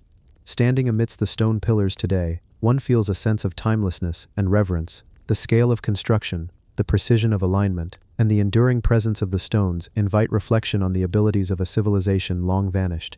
These structures silently tell a story of knowledge, power, and belief, preserved in stone, awaiting those who seek to understand the past. The twin temples of Kalasasa remind us that human civilization has always been capable of astonishing feats, blending science, spirituality, and artistry into creations that endure far longer than any individual lifetime.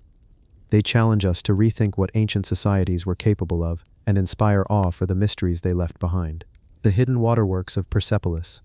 High in the heart of ancient Persia, amid the arid plains of modern-day Iran, lies Persepolis, a monumental city that was once the thriving capital of the Achaemenid Empire. Known for its towering columns, ornate palaces, and elaborate reliefs, Persepolis is celebrated for its artistry and ceremonial grandeur. Yet hidden beneath its grandeur lies a secret that is far less visible, but equally remarkable: an intricate network of ancient waterworks, a system that reveals the Achaemenids' mastery of hydraulic engineering and urban planning. Persepolis was built on a vast terrace, elevated above the surrounding landscape. This strategic positioning offered both defense and prestige, but it also presented a significant challenge: how to supply water to a sprawling city perched on a plateau in an arid region. The engineers of the Achaemenid Empire rose to this challenge with ingenuity that continues to astonish modern researchers. The waterworks of Persepolis include canals, underground aqueducts, cisterns, and drainage systems designed to capture and redirect seasonal rainfall, as well as to manage the flow of nearby rivers. Evidence shows that the city could sustain thousands of residents and support ceremonial activities, gardens and livestock, all in one of the harshest climates in the ancient world. The canals were carved with precision into bedrock, guiding water from distant sources across uneven terrain. Terraces, steps and retaining walls ensured a consistent flow, preventing erosion and flooding while maximizing efficiency. In many cases, the builders incorporated sediment traps and filtration systems, suggesting not only practical engineering knowledge, but also an understanding of water quality and sustainability. Cisterns and reservoirs were constructed to store water for dry seasons, lined with materials that prevented leakage and maintained purity. Archaeologists have identified systems of tunnels and channels that diverted water under palace floors, feeding fountains, pools, and ornamental gardens. These waterworks were not merely functional, they were integrated into the aesthetic and ceremonial design of the city, reflecting the Achaemenid philosophy that engineering and beauty could coexist. One of the most fascinating aspects of Persepolis water management is the scale and precision of the construction. Stones weighing tons were carefully shaped and positioned to form channels that remain largely intact today. The gradient of the canals, calculated over long distances without modern surveying tools, allowed water to flow smoothly by gravity alone. This level of precision speaks to lost techniques and practical knowledge that rival contemporary engineering methods. The hidden waterworks also hint at social and administrative organization. Coordinating labor, resources, and maintenance for such a complex system would have required skilled oversight, knowledge of materials, and an understanding of hydraulics. The construction of these waterworks demonstrates that the Achaemenid Empire possessed both the technological expertise and the bureaucratic capability to execute projects of immense complexity. The interplay between water and architecture is evident throughout Persepolis. Reliefs and inscriptions depict fountains, gardens, and flowing streams, suggesting that water was not only a necessity but also a symbol of power and abundance, reinforcing the authority of the king and the divine mandate of the empire. Water became a form of controlled nature, a display of human mastery over the environment. Modern researchers have employed drones, satellite imagery, and ground-penetrating radar to uncover sections of these hidden systems that were previously invisible. These studies reveal a network that extends beyond the visible city, connecting terraces, palaces, and even ceremonial plazas, highlighting a sophisticated understanding of landscape engineering that remains astonishing even by modern standards. Despite the passage of millennia, many of these channels and cisterns remain functional, a testament to the durability and foresight of their designers. The hidden waterworks of Persepolis remind us that ancient civilizations often combined utility, beauty, and symbolic power, creating infrastructure that served practical needs while reflecting cultural and spiritual values. The story of Persepolis's water systems also challenges our assumptions about ancient technology. In a region often assumed to be technologically limited, the Achaemenids demonstrated knowledge of hydraulics, material science, and urban planning that rivals or even surpasses what we might expect from the period. Their achievements encourage a deeper appreciation for the ingenuity and foresight of ancient engineers. Standing amid the ruins today, one can almost trace the paths of water as it once flowed through stone channels and terraces. The sounds of rushing water, though now silent, echo in the imagination, reminding us of a time when engineers transformed a dry plateau into a thriving metropolis. Each stone, each channel, and each cistern is a story of vision, precision, and enduring legacy. The hidden waterworks of Persepolis are not just archaeological curiosities, they are a testament to human ingenuity and the timeless pursuit of harmony between civilization and nature. They reveal that even in the heart of a harsh landscape, ancient engineers could conceive of and construct marvels that endure far beyond their own lifetimes, leaving a legacy of knowledge, skill, and wonder. The lost vaults of Lalibela. High on the rugged highlands of Ethiopia, amidst steep cliffs and jagged valleys, lies a city that seems carved from another world, Lalibela. Famous for its rock-hewn churches, Lalibela is often called the eighth wonder of the world. But beneath the grandeur of its towering stone structures, beneath the visible sanctuaries, exist the lost vaults, mysterious chambers, hidden tunnels, and subterranean corridors that continue to baffle scholars, historians, and engineers alike. The origins of Lalibela trace back to the 12th and 13th centuries during the reign of King Lalibela himself. Legend holds that the king was inspired by a vision to recreate Jerusalem in stone, yet the reality of the site surpasses legend, combining spiritual devotion, precise engineering, and unparalleled craftsmanship. The lost vaults were not an afterthought, they were integral to the city's design, blending functional engineering with sacred purpose. The construction of these vaults was an incredible feat. Workers carved entire chambers from solid volcanic rock, sometimes extending tens of meters underground. Each corridor, staircase, and chamber had to be precisely aligned to avoid collapse. The monolithic churches above, connected to the vaults below, required careful calculation. Every cut, every angle, every support was planned with extraordinary foresight. These underground vaults served multiple purposes. Many scholars believe they were designed for rituals and spiritual practices. The narrow tunnels and chambers created a sense of seclusion and focus, perfect for meditation, prayer, or initiation ceremonies. Some vaults are said to amplify sound naturally, allowing chants to resonate throughout the chambers, a feature that seems intentional, as though the architects understood acoustic principles without modern science. Water management was another remarkable aspect of Lalabella's underground design. Some vaults appear to have included drainage channels, protecting sacred spaces from flooding during the rainy season. Others may have collected or diverted water for ritual purification or ceremonial use. This integration of hydraulic engineering with religious architecture suggests a level of sophistication that few civilizations achieve even today. The scale of the lost vaults is staggering. Modern explorations reveal interconnected networks that extend far beyond what is visible on the surface. Some tunnels are hidden behind false walls, while others descend deeper than most visitors realize. Each chamber contains intricate carvings, symbolic inscriptions, and niches that hint at forgotten rituals and practices. Every detail demonstrates a careful blending of utility, art, and spirituality, creating a space where every stone tells a story. Transporting rock, carving monolithic structures, and maintaining structural integrity underground presented immense challenges. How did workers ensure precision in the absence of modern surveying tools? How did they prevent collapse in chambers, tens of meters deep? Archaeologists and engineers continue to debate these questions, and some suggest that techniques have been lost to time, leaving the secrets of Lalibela partly veiled in mystery. The lost vaults also reflect the social organization of the Tiwanaku civilization. The Ethiopian builders, not Tiwanaku. Coordinating labor for decades, perhaps centuries, required an advanced understanding of project management, resource allocation, and engineering principles. The vaults were not isolated structures, they were part of a comprehensive urban plan, integrated with above-ground churches, plazas, and ceremonial routes. Symbolism plays a key role in these subterranean chambers. Reliefs and inscriptions depict figures, animals, and abstract patterns with spiritual significance.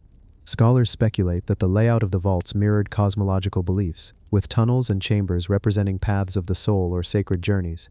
Pilgrims navigating the underground labyrinth would have experienced a ritualistic progression, moving from darkness into light, echoing themes of death, rebirth, and divine connection. Modern technology has begun to illuminate these hidden spaces. Drone surveys, LiDAR scanning, and geophysical imaging reveal the full extent of the vaults, including chambers long sealed and passageways previously unknown. These findings confirm that Lalibela's builders were not only master stoneworkers, but also visionaries capable of orchestrating complex underground networks. Despite centuries of exposure to seismic activity, weathering, and human interference, much of the network remains intact. The endurance of these vaults is a testament to ancient engineering mastery, where functionality, durability, and aesthetic were inseparable. Modern engineers studying the site often marvel at the level of precision and foresight achieved without modern machinery. The lost vaults of Lalibela are more than a historical curiosity. They reveal the intersection of art, science, and spirituality in a civilization that understood how to shape the environment to meet both practical and ceremonial needs. The experience of moving through these tunnels, imagining the countless hours of labor, the planning, the devotion, evokes a profound respect for the human capacity to transform stone into sacred space. Visiting Lalibela today, one can sense the energy and intention embedded in each chamber. The vaults are silent, yet they resonate with centuries of history, spiritual practice, and architectural genius. Every carved wall, every niche, every carefully aligned corridor speaks of a civilization that sought to unite human endeavor with the divine. The lost vaults challenge assumptions about medieval engineering and religious architecture. They remind us that even in remote highlands, people achieved monumental feats, combining technical skill, artistic expression, and spiritual vision in ways that continue to inspire awe. These vaults are a timeless legacy, whispering secrets of human ingenuity and devotion across the centuries. Lalibela's lost vaults endure not only as physical structures, but as a testament to the human drive to create, to connect, and to endure. They are a window into a world where architecture was more than shelter. It was a bridge between the earthly and the divine, a labyrinth of knowledge carved into stone, waiting for those who seek to uncover its mysteries. The spiral towers of Chunquillo. In the remote deserts of Peru, where the sun rises in a blaze of orange over endless stretches of sand and stone, lies one of the most remarkable and mysterious structures of the ancient world, the spiral towers of Chunquillo. These towers are not just ruins or remnants of a forgotten civilization. They are evidence of a culture deeply attuned to the rhythms of the cosmos. capable of monumental feats of observation, engineering, and architectural precision. Built over 2 millennia ago, around 300 BCE, Chankilo is often called a solar observatory, but that title only scratches the surface of its complexity. At the heart of the site are 13 stone towers, rising from a ridge in a straight line, evenly spaced, each precisely aligned with the path of the sun. From carefully chosen observation points, the sun rises and sets perfectly between these towers throughout the year, creating a calendar of unparalleled accuracy. This alignment allowed the ancient inhabitants to track solstices, equinoxes, and seasonal changes, essential for survival in the harsh desert environment. The towers themselves are marvels of ancient construction. Carved from stone and built with meticulous care, they reach several meters into the air. The spacing between them is exact, the alignment precise, a testament to the builder's sophisticated understanding of geometry and astronomy. Every stone, every angle, every step in the ridge was calculated to reflect the passage of the sun, offering a level of precision that continues to astound modern scientists. Chankilo's design goes beyond mere functionality. The spiral observation points were likely used to track not only the sun but potentially the moon, planets, and even stars. The careful arrangement of towers along the ridge suggests that the builders understood celestial cycles and encoded this knowledge into the very landscape. In a world without telescopes or modern instruments, they created a mechanism for observing the heavens with astonishing accuracy. Constructing Chankilo was no small task. The desert is unforgiving, hot by day, cold by night, dry and barren. Transporting stone, carving each tower, and ensuring the alignment of all 13 towers required immense labor, careful planning, and extraordinary coordination. Yet the builders accomplished this without modern tools, relying on careful observation, precise measurement, and collective knowledge. The purpose of the towers extended far beyond astronomy. They were likely intertwined with ritual and ceremonial life. The alignment of the sun may have symbolized the cycle of life and death, growth and decay, or the divine balance between earth and sky. Festivals and agricultural planning may have revolved around these solar markers, connecting the natural rhythms of the desert with the spiritual and societal needs of the people. As you move through the ruins today, the scale and intention of Chankilo become clear. The towers are not isolated, they are part of a larger complex, integrated with observation points, ceremonial pathways, and perhaps even structures lost to time. Walking the ridge, one can imagine ancient observers standing at each vantage point, recording the sun's movements, noting the changing shadows, and translating cosmic events into practical and spiritual guidance.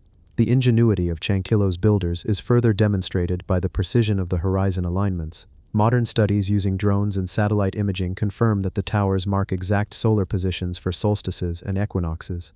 In some cases, the rising sun perfectly frames a tower, while the setting sun aligns with another.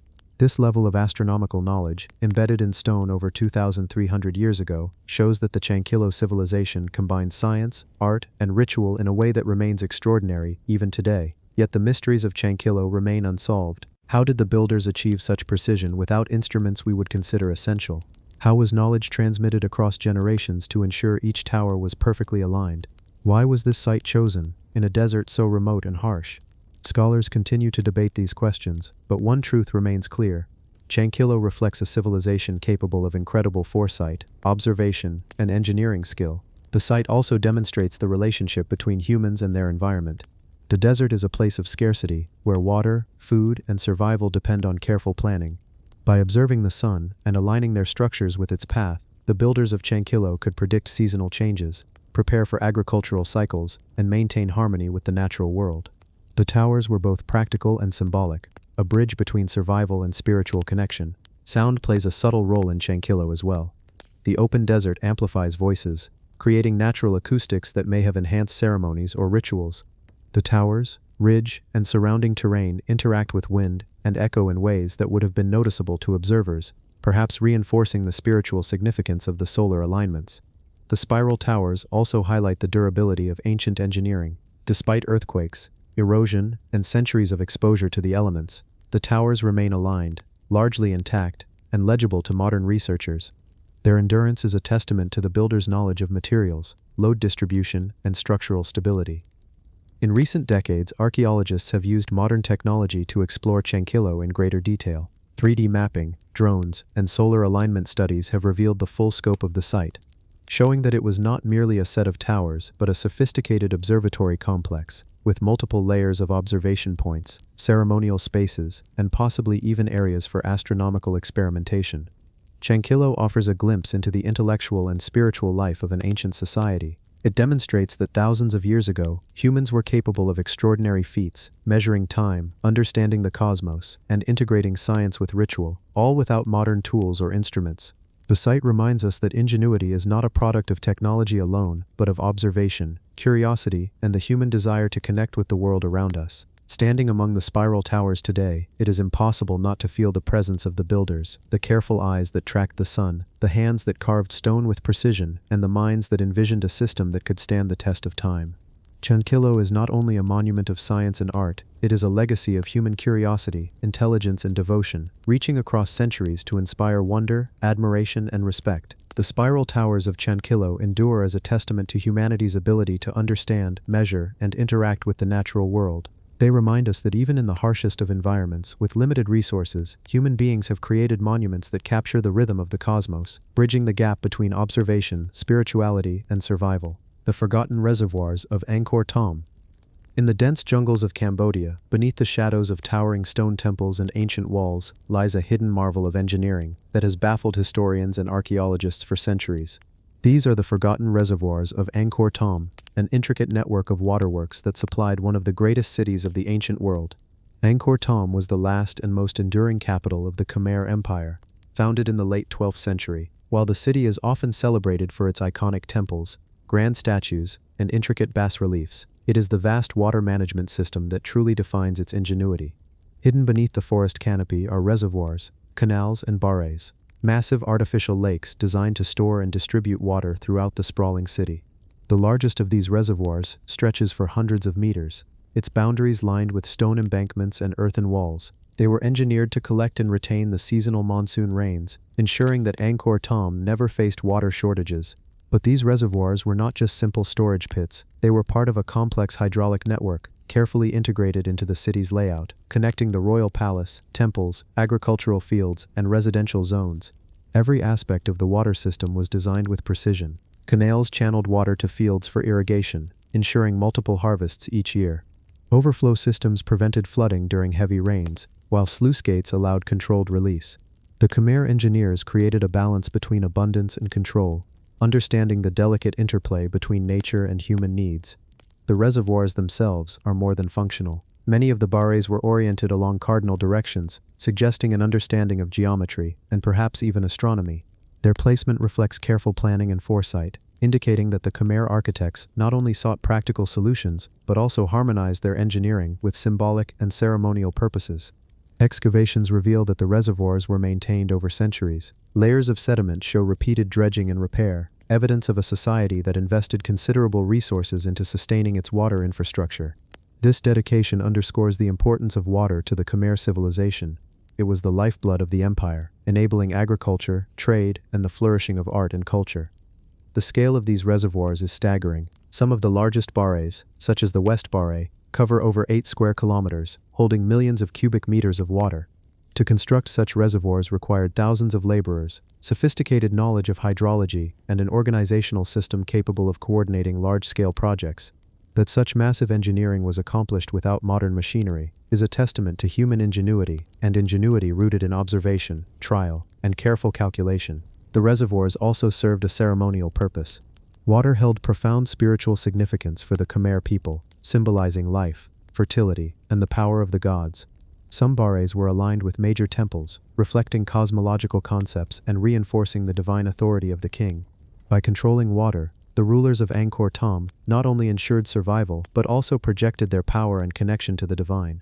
Over time, the jungle began to reclaim Angkor Thom. Sediment, vegetation, and shifting rivers concealed much of the hydraulic system. For centuries, these reservoirs remained hidden from view, leaving scholars to marvel at the city's survival without understanding the full role of its waterworks.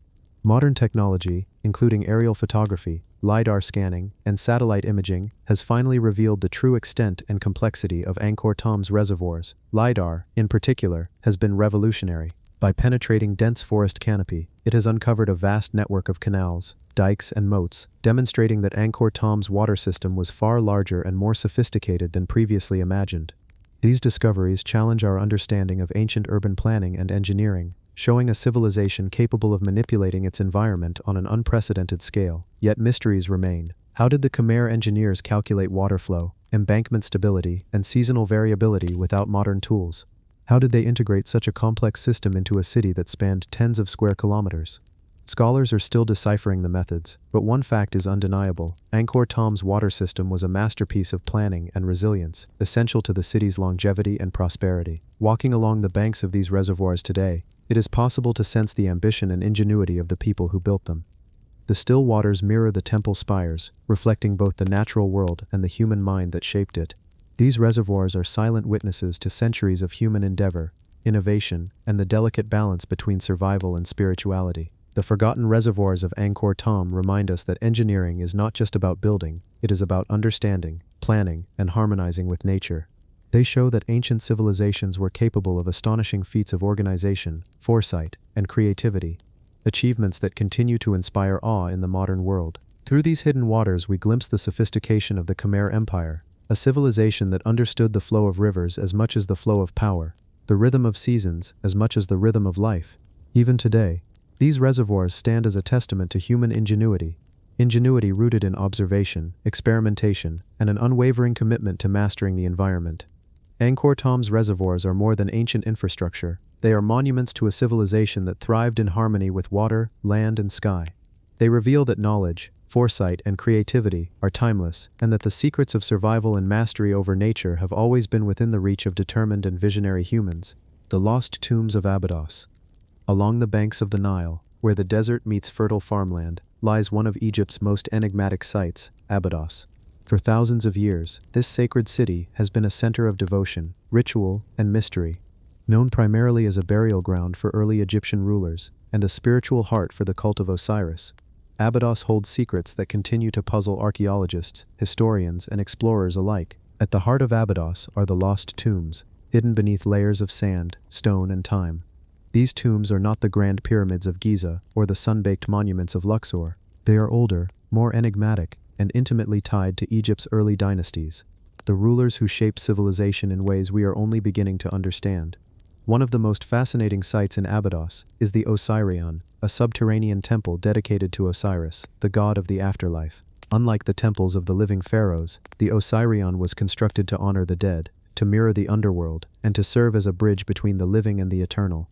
Its architecture is puzzling, massive stone blocks, some weighing dozens of tons, perfectly fitted together with engineering precision that defies conventional understanding of the tools and techniques available at the time. The Osirion lies below the modern ground level, creating the impression of an underground chamber or tomb beneath a tomb. Its central hall is surrounded by water channels, suggesting symbolic or functional connections to the Nile and the cycles of life and death. Some researchers believe the Osirion represents a replica of the primeval mound, the mythical place where life began according to ancient Egyptian cosmology. Yet the Osirion is only the beginning. Scattered across Abydos are tombs that remain unexcavated or partially explored, hiding artifacts, inscriptions, and the remains of rulers from Egypt's earliest dynasties. Some of these tombs predate the construction of the pyramids, offering a glimpse into a civilization already highly organized, capable of monumental architecture, and deeply connected to religious practice. The tombs of Abydos are particularly significant because they contain lists of early kings, some of which are not found anywhere else. These records, etched into stone, preserve the memory of rulers whose lives are otherwise lost to history. Archaeologists have painstakingly pieced together these lists to reconstruct the early dynastic timeline, yet questions remain: how accurate are they, and what might have been deliberately omitted? Many of Abydos' tombs are accompanied by mysterious inscriptions and symbolic carvings. Some depict processions of gods and pharaohs, while others show strange scenes that defy conventional interpretation. Hieroglyphs in certain chambers seem to suggest knowledge of the cosmos, of divine cycles, and even of phenomena that modern scholars struggle to fully explain. Construction at Abydos presents another mystery. The stonework is astonishingly precise. Massive blocks were quarried, transported, and positioned in ways that remain difficult to replicate even with modern machinery. Some tombs show signs of advanced techniques for leveling, alignment, and stability, evidence that early Egyptians may have possessed lost knowledge of engineering and construction. Water played a critical role in these tombs. Channels, pools, and basins carved into the stone indicate a sophisticated understanding of hydrology. These features may have had ritual significance, reflecting the journey of the soul through the underworld, or practical purposes, like preserving the structural integrity of subterranean chambers. In some tombs, traces of water management systems are still visible, suggesting they were designed to endure centuries of seasonal flooding and shifting groundwater. The location of Abydos itself adds another layer of intrigue. Far from the bustling centers of ancient Egypt, it was chosen as a sacred necropolis, a spiritual capital of the dead. The alignment of certain tombs with celestial bodies hints at knowledge of astronomy and the passage of time. Some researchers propose that the tombs were positioned to correspond with solstices or specific star constellations, connecting the physical realm with the divine order of the cosmos. Despite centuries of exploration, many of Abydos' tombs remain unopened, hidden beneath rubble, sand, and centuries of earth. Local legends speak of chambers untouched since the time of the pharaohs, containing treasures, relics, and inscriptions that could reshape our understanding of ancient Egypt. Scholars continue to debate whether these tombs were constructed for ritual purposes, as burial chambers, or even as repositories of lost knowledge, secrets the pharaohs intended to pass on only to the gods. Archaeologists today employ advanced technologies, ground-penetrating radar, 3D mapping, and aerial imaging to uncover hidden chambers and map the subterranean network. Even with these tools, Abydos resists full comprehension. The scale, precision, and symbolism of the tombs indicate a culture far more advanced than previously imagined, one that merged engineering, astronomy, religion, and art into a cohesive vision of the afterlife. The Assyrian, with its massive stone columns and subterranean halls, continues to fascinate visitors and researchers. Water-filled channels reflect sunlight in patterns that may have been deliberately engineered to enhance ceremonies, creating an interplay of light and shadow that symbolizes life, death, and rebirth. Every stone, every carving, and every alignment speaks to an understanding of the world that was both practical and profoundly spiritual. The lost tombs of Abydos challenge modern assumptions about early Egyptian civilization. They reveal a society capable of monumental construction, sophisticated planning, and deep philosophical insight. They suggest that knowledge of engineering, astronomy, and the cycles of life and death was encoded in stone, awaiting discovery by future generations. Even today, standing among the ruins, one cannot help but feel a connection to those who came before. The tombs whisper of kings and priests, of rituals and devotion, of a civilization that sought to master not only life and death but the very mysteries of existence itself. Abydos reminds us that the past is never fully lost, and that beneath the sands of time lie secrets still waiting to be revealed.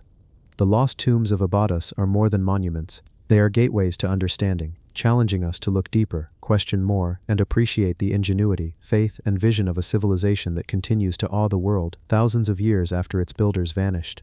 The twin giants of Bamiyan. High in the rugged mountains of central Afghanistan, in the Bamiyan Valley, once stood two colossal statues carved directly into the cliffs, the Bamiyan Buddhas. These statues, standing over 50 and 35 meters tall respectively, dominated the landscape for centuries, silently witnessing the rise and fall of empires, the flow of trade along the Silk Road, and the evolution of human civilization in the region. The creation of these twin giants is a story of extraordinary craftsmanship. Carved during the 6th century CE, these statues were not only monumental in size, but also in the skill required to construct them. Workers carved the figures directly into sandstone cliffs, carefully shaping the faces, robes, and intricate details of the Buddhas. They employed scaffolding, ropes, and an understanding of structural balance that still impresses modern engineers. The Buddhas were more than statues, they were a spiritual and cultural center. Pilgrims from across Central Asia traveled to Bamiyan to pay homage, to meditate, and to witness these awe-inspiring creations.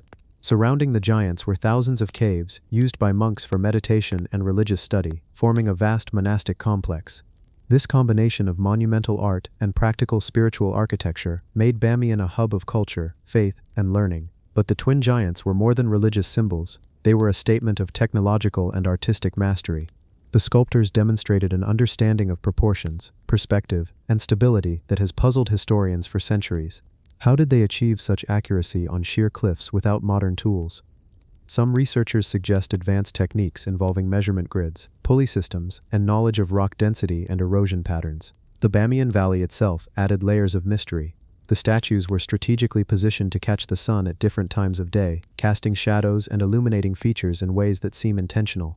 The larger Buddha faced west, gazing over the valley, while the smaller one faced east.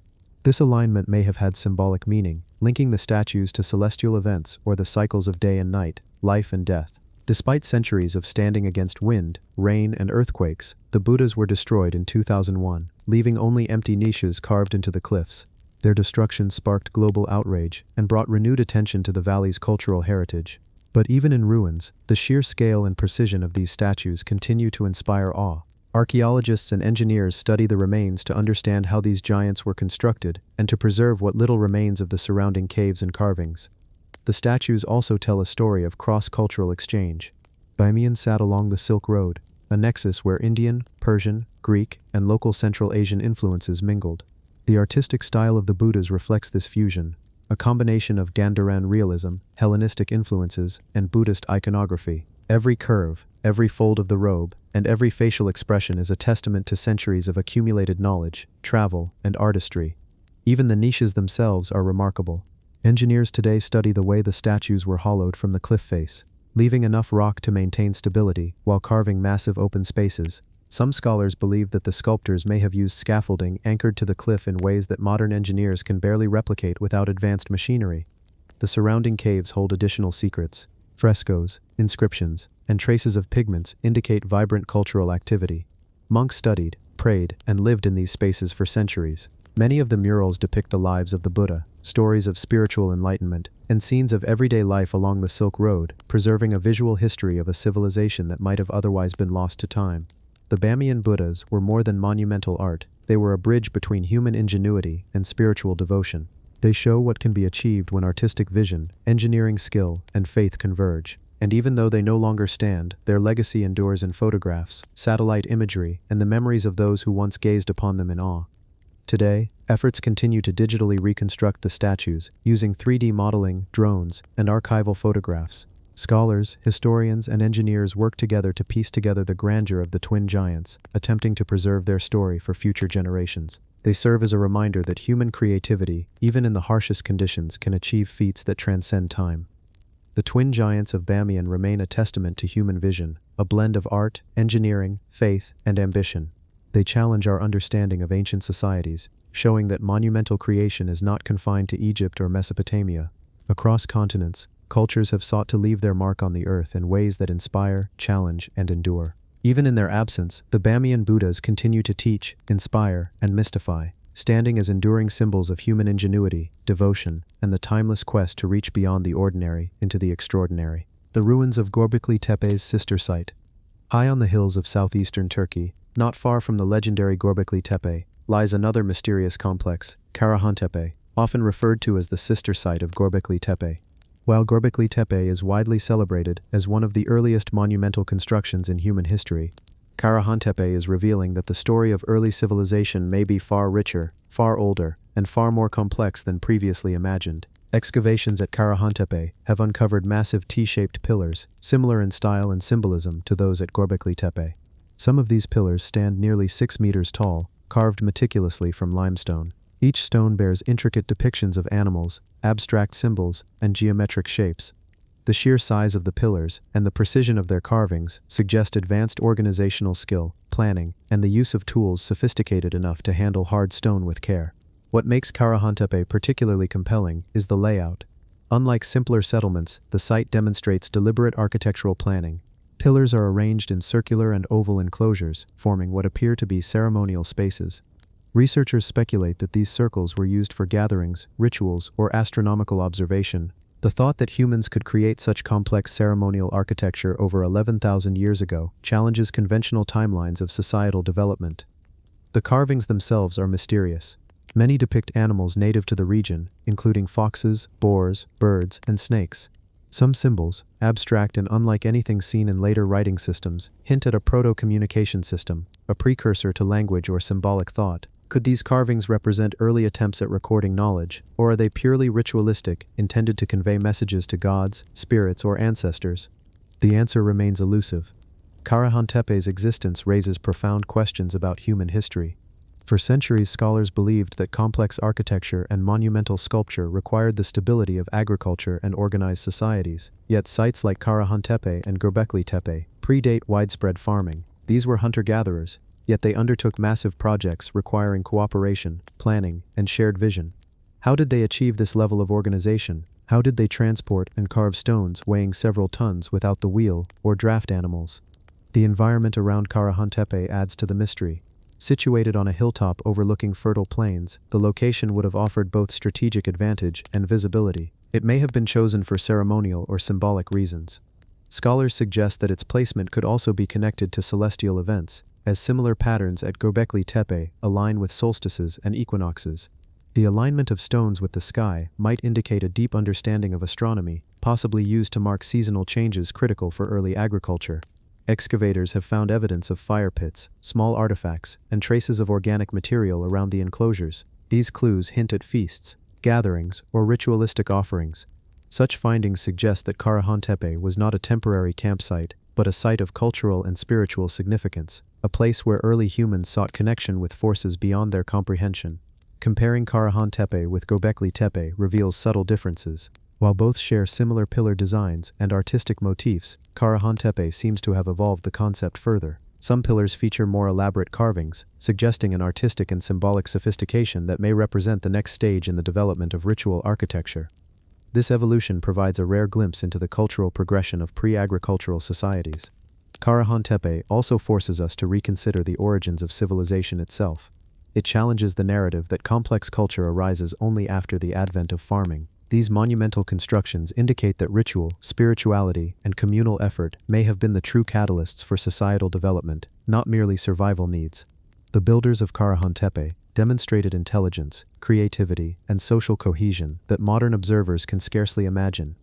The excavation process itself is revealing more about construction techniques. Archaeologists note carefully leveled stone platforms, deliberate carving patterns, and the use of local limestone in ways that suggest advanced knowledge of material properties. The precision and durability of these structures have allowed them to survive more than 11,000 years, offering us a window into a prehistoric world of skill and imagination. Even the surrounding landscape holds secrets. Karahan sits in a region dotted with other megalithic sites, indicating a network of sacred locations connected by culture, trade, or ritual. This network implies a level of communication and shared knowledge among communities far greater than previously believed for this period. Today, Karahan stands as a testament to the ingenuity of our earliest ancestors. Its stones whisper of a time when humans were beginning to understand their place in the world, their relationship to the heavens, and the power of collective effort.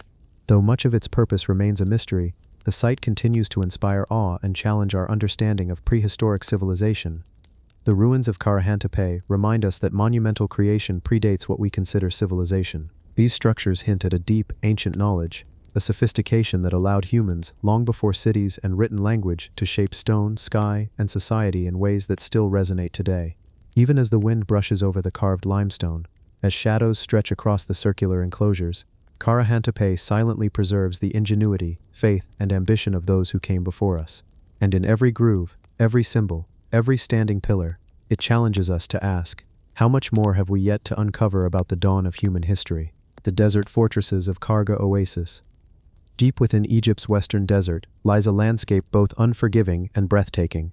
A vast expanse of sand, rocky plateaus, and distant mirages. Hidden among these dunes are the fortresses of Karga Oasis, remnants of ancient power that once safeguarded trade routes, protected fertile lands, and stood as silent witnesses to the flow of history. Karga Oasis, the largest of Egypt's western oases, served as a crucial junction between the Nile Valley and the distant deserts to the west. For thousands of years, this isolated region was not empty. It was a crossroads of commerce, culture, and strategic military importance. The fortresses, scattered across the oasis, were constructed to oversee trade caravans, protect against desert raiders, and assert control over the surrounding lands. The architecture of these desert fortresses is striking. Massive mud brick walls rise from the arid ground, some sections over 3 meters thick, forming protective enclosures that could withstand both human assault and the harsh desert climate. Towers at strategic intervals allowed for early detection of approaching travelers or invaders. Gates, passageways, and internal courtyards reveal careful planning, demonstrating that the builders understood the importance of both defense and domestic functionality. Excavations at sites such as Kausar el Ghuwaida, Kausar el Mazawaka, and El Dir have revealed layers of history. Some fortresses date back to the late Roman and Byzantine periods, while others may have origins in even earlier Egyptian dynasties. The reuse and adaptation of these structures over centuries highlight the oasis's enduring importance. Each layer of construction tells a story: shifts in defensive strategies, adaptation to environmental challenges, and innovations in architecture and materials. One of the most remarkable aspects of the Karga fortresses is their integration with the natural landscape. Built on elevated ground, they command sweeping views of the surrounding desert. This careful positioning not only provided tactical advantage, but also demonstrates an understanding of geography, topography, and visibility, knowledge critical in a landscape where survival depended on foresight and preparation. The fortresses also reflect the logistical sophistication of their builders. Water management was crucial in this desert environment. Many sites incorporated wells, cisterns, and channels to store and distribute water, ensuring that both inhabitants and livestock could survive long periods of siege or isolation. In this sense, the architecture of the Karga Oasis fortresses was not merely defensive, it was a comprehensive system of survival, blending engineering, strategy, and sustainability. Artifacts recovered from these sites reveal vibrant daily life within the fortress walls. Pottery, tools, weapons, and inscriptions provide glimpses into the people who lived and worked here. Soldiers, administrators, merchants, and families all inhabited these spaces, turning fortresses into small, self-contained communities. Each object tells a story, from mundane tasks to ceremonial practices, highlighting the human dimension behind the stone walls. Yet even with centuries of study, mysteries remain. The precision of construction, the layout of interconnected fortresses across the oasis, and the adaptation to harsh desert conditions suggest knowledge and planning that still impress modern engineers. How were such massive mud brick walls constructed to endure the desert winds for centuries? How did builders organize labor and resources in such an isolated environment? These questions remain partly unanswered. The fortresses also hint at broader geopolitical dynamics. Karga Oasis was a vital point along desert trade routes, connecting Egypt to Nubia, Libya, and beyond. Control of the oasis meant influence over commerce, resources, and cultural exchange. The fortresses were both symbols of power and instruments of control, standing as a testament to human ingenuity in maximizing strategic advantage in hostile environments. Over time, many fortresses fell into disuse. Sandstorms, changing trade routes, and the shifting political landscape left these stone walls abandoned. Today they rise like ghostly sentinels above the dunes, their presence a stark reminder of human ambition and resilience. Satellite imagery reveals patterns of settlements, roads, and water systems, showing how civilizations adapted to the desert over millennia. Archaeologists continue to study Karga Oasis, uncovering clues about construction techniques, defensive innovations, and daily life. These fortresses are not merely relics, they are textbooks in stone, chronicling the ingenuity, strategy, and adaptation of ancient peoples. Each wall, tower, and gate reflects a careful balance between human need, environmental challenge, and tactical foresight. The desert fortresses of Karga are a testament to the ability of humans to thrive in harsh conditions. They illustrate the intersection of engineering, military strategy, and survival, showing that even in one of the most inhospitable landscapes on Earth, ancient civilizations could build, protect, and flourish. Even as the sun sets over the endless sands, casting long shadows across the fortress walls, Karga Oasis continues to whisper its secrets. These ruins remind us that human ingenuity has always been a force capable of shaping landscapes, safeguarding communities, and enduring the test of time, long after empires have vanished and dunes have shifted. The pyramid city of Meroe. Far to the south of Egypt, along the banks of the Nile in present-day Sudan, lies the ancient city of Meroe, a metropolis of stone and sand, once the heart of the powerful kingdom of Kush. The city's skyline is punctuated by hundreds of pyramids, smaller than their Egyptian cousins, but no less remarkable, rising from the desert, like guardians of a forgotten civilization. Meroe served as the capital of the kingdom of Kush for nearly a millennium. Between 800 BCE and 350 CE, this city flourished as a center of trade, religion, and culture. Its pyramids, numbering over 200, were constructed as tombs for kings, queens, and nobles, echoing the grandeur of Egyptian traditions while developing a distinctly Nubian identity. The architecture of Meroe's pyramids is unique. Unlike the smooth-sided Egyptian pyramids, these are steep-sided and narrow, often topped with small, flat platforms. They were built using sandstone blocks, carefully cut and stacked with astonishing precision, despite the limitations of the tools available at the time. Their construction required immense planning, skilled labor, and a deep understanding of structural engineering. Each pyramid tells a story of the ruler buried within, of their accomplishments, and of the society that revered them. The pyramids are organized into clusters, forming royal cemeteries that span kilometers of desert. Each cluster contains pyramids of varying sizes, reflecting hierarchy and status. Inside, chambers hold relics, inscriptions, and funerary artifacts that reveal the spiritual beliefs and cultural practices of the Kushite civilization. These artifacts provide invaluable insight into a society that thrived at the crossroads of Africa, influencing and being influenced by Egypt, the Red Sea trade, and sub-Saharan Africa. The city of Meroe itself was more than a necropolis. Archaeological surveys have uncovered remnants of temples, palaces, and workshops. Evidence suggests that Meroe was a hub of iron production, earning it the nickname the Birmingham of Africa in ancient times.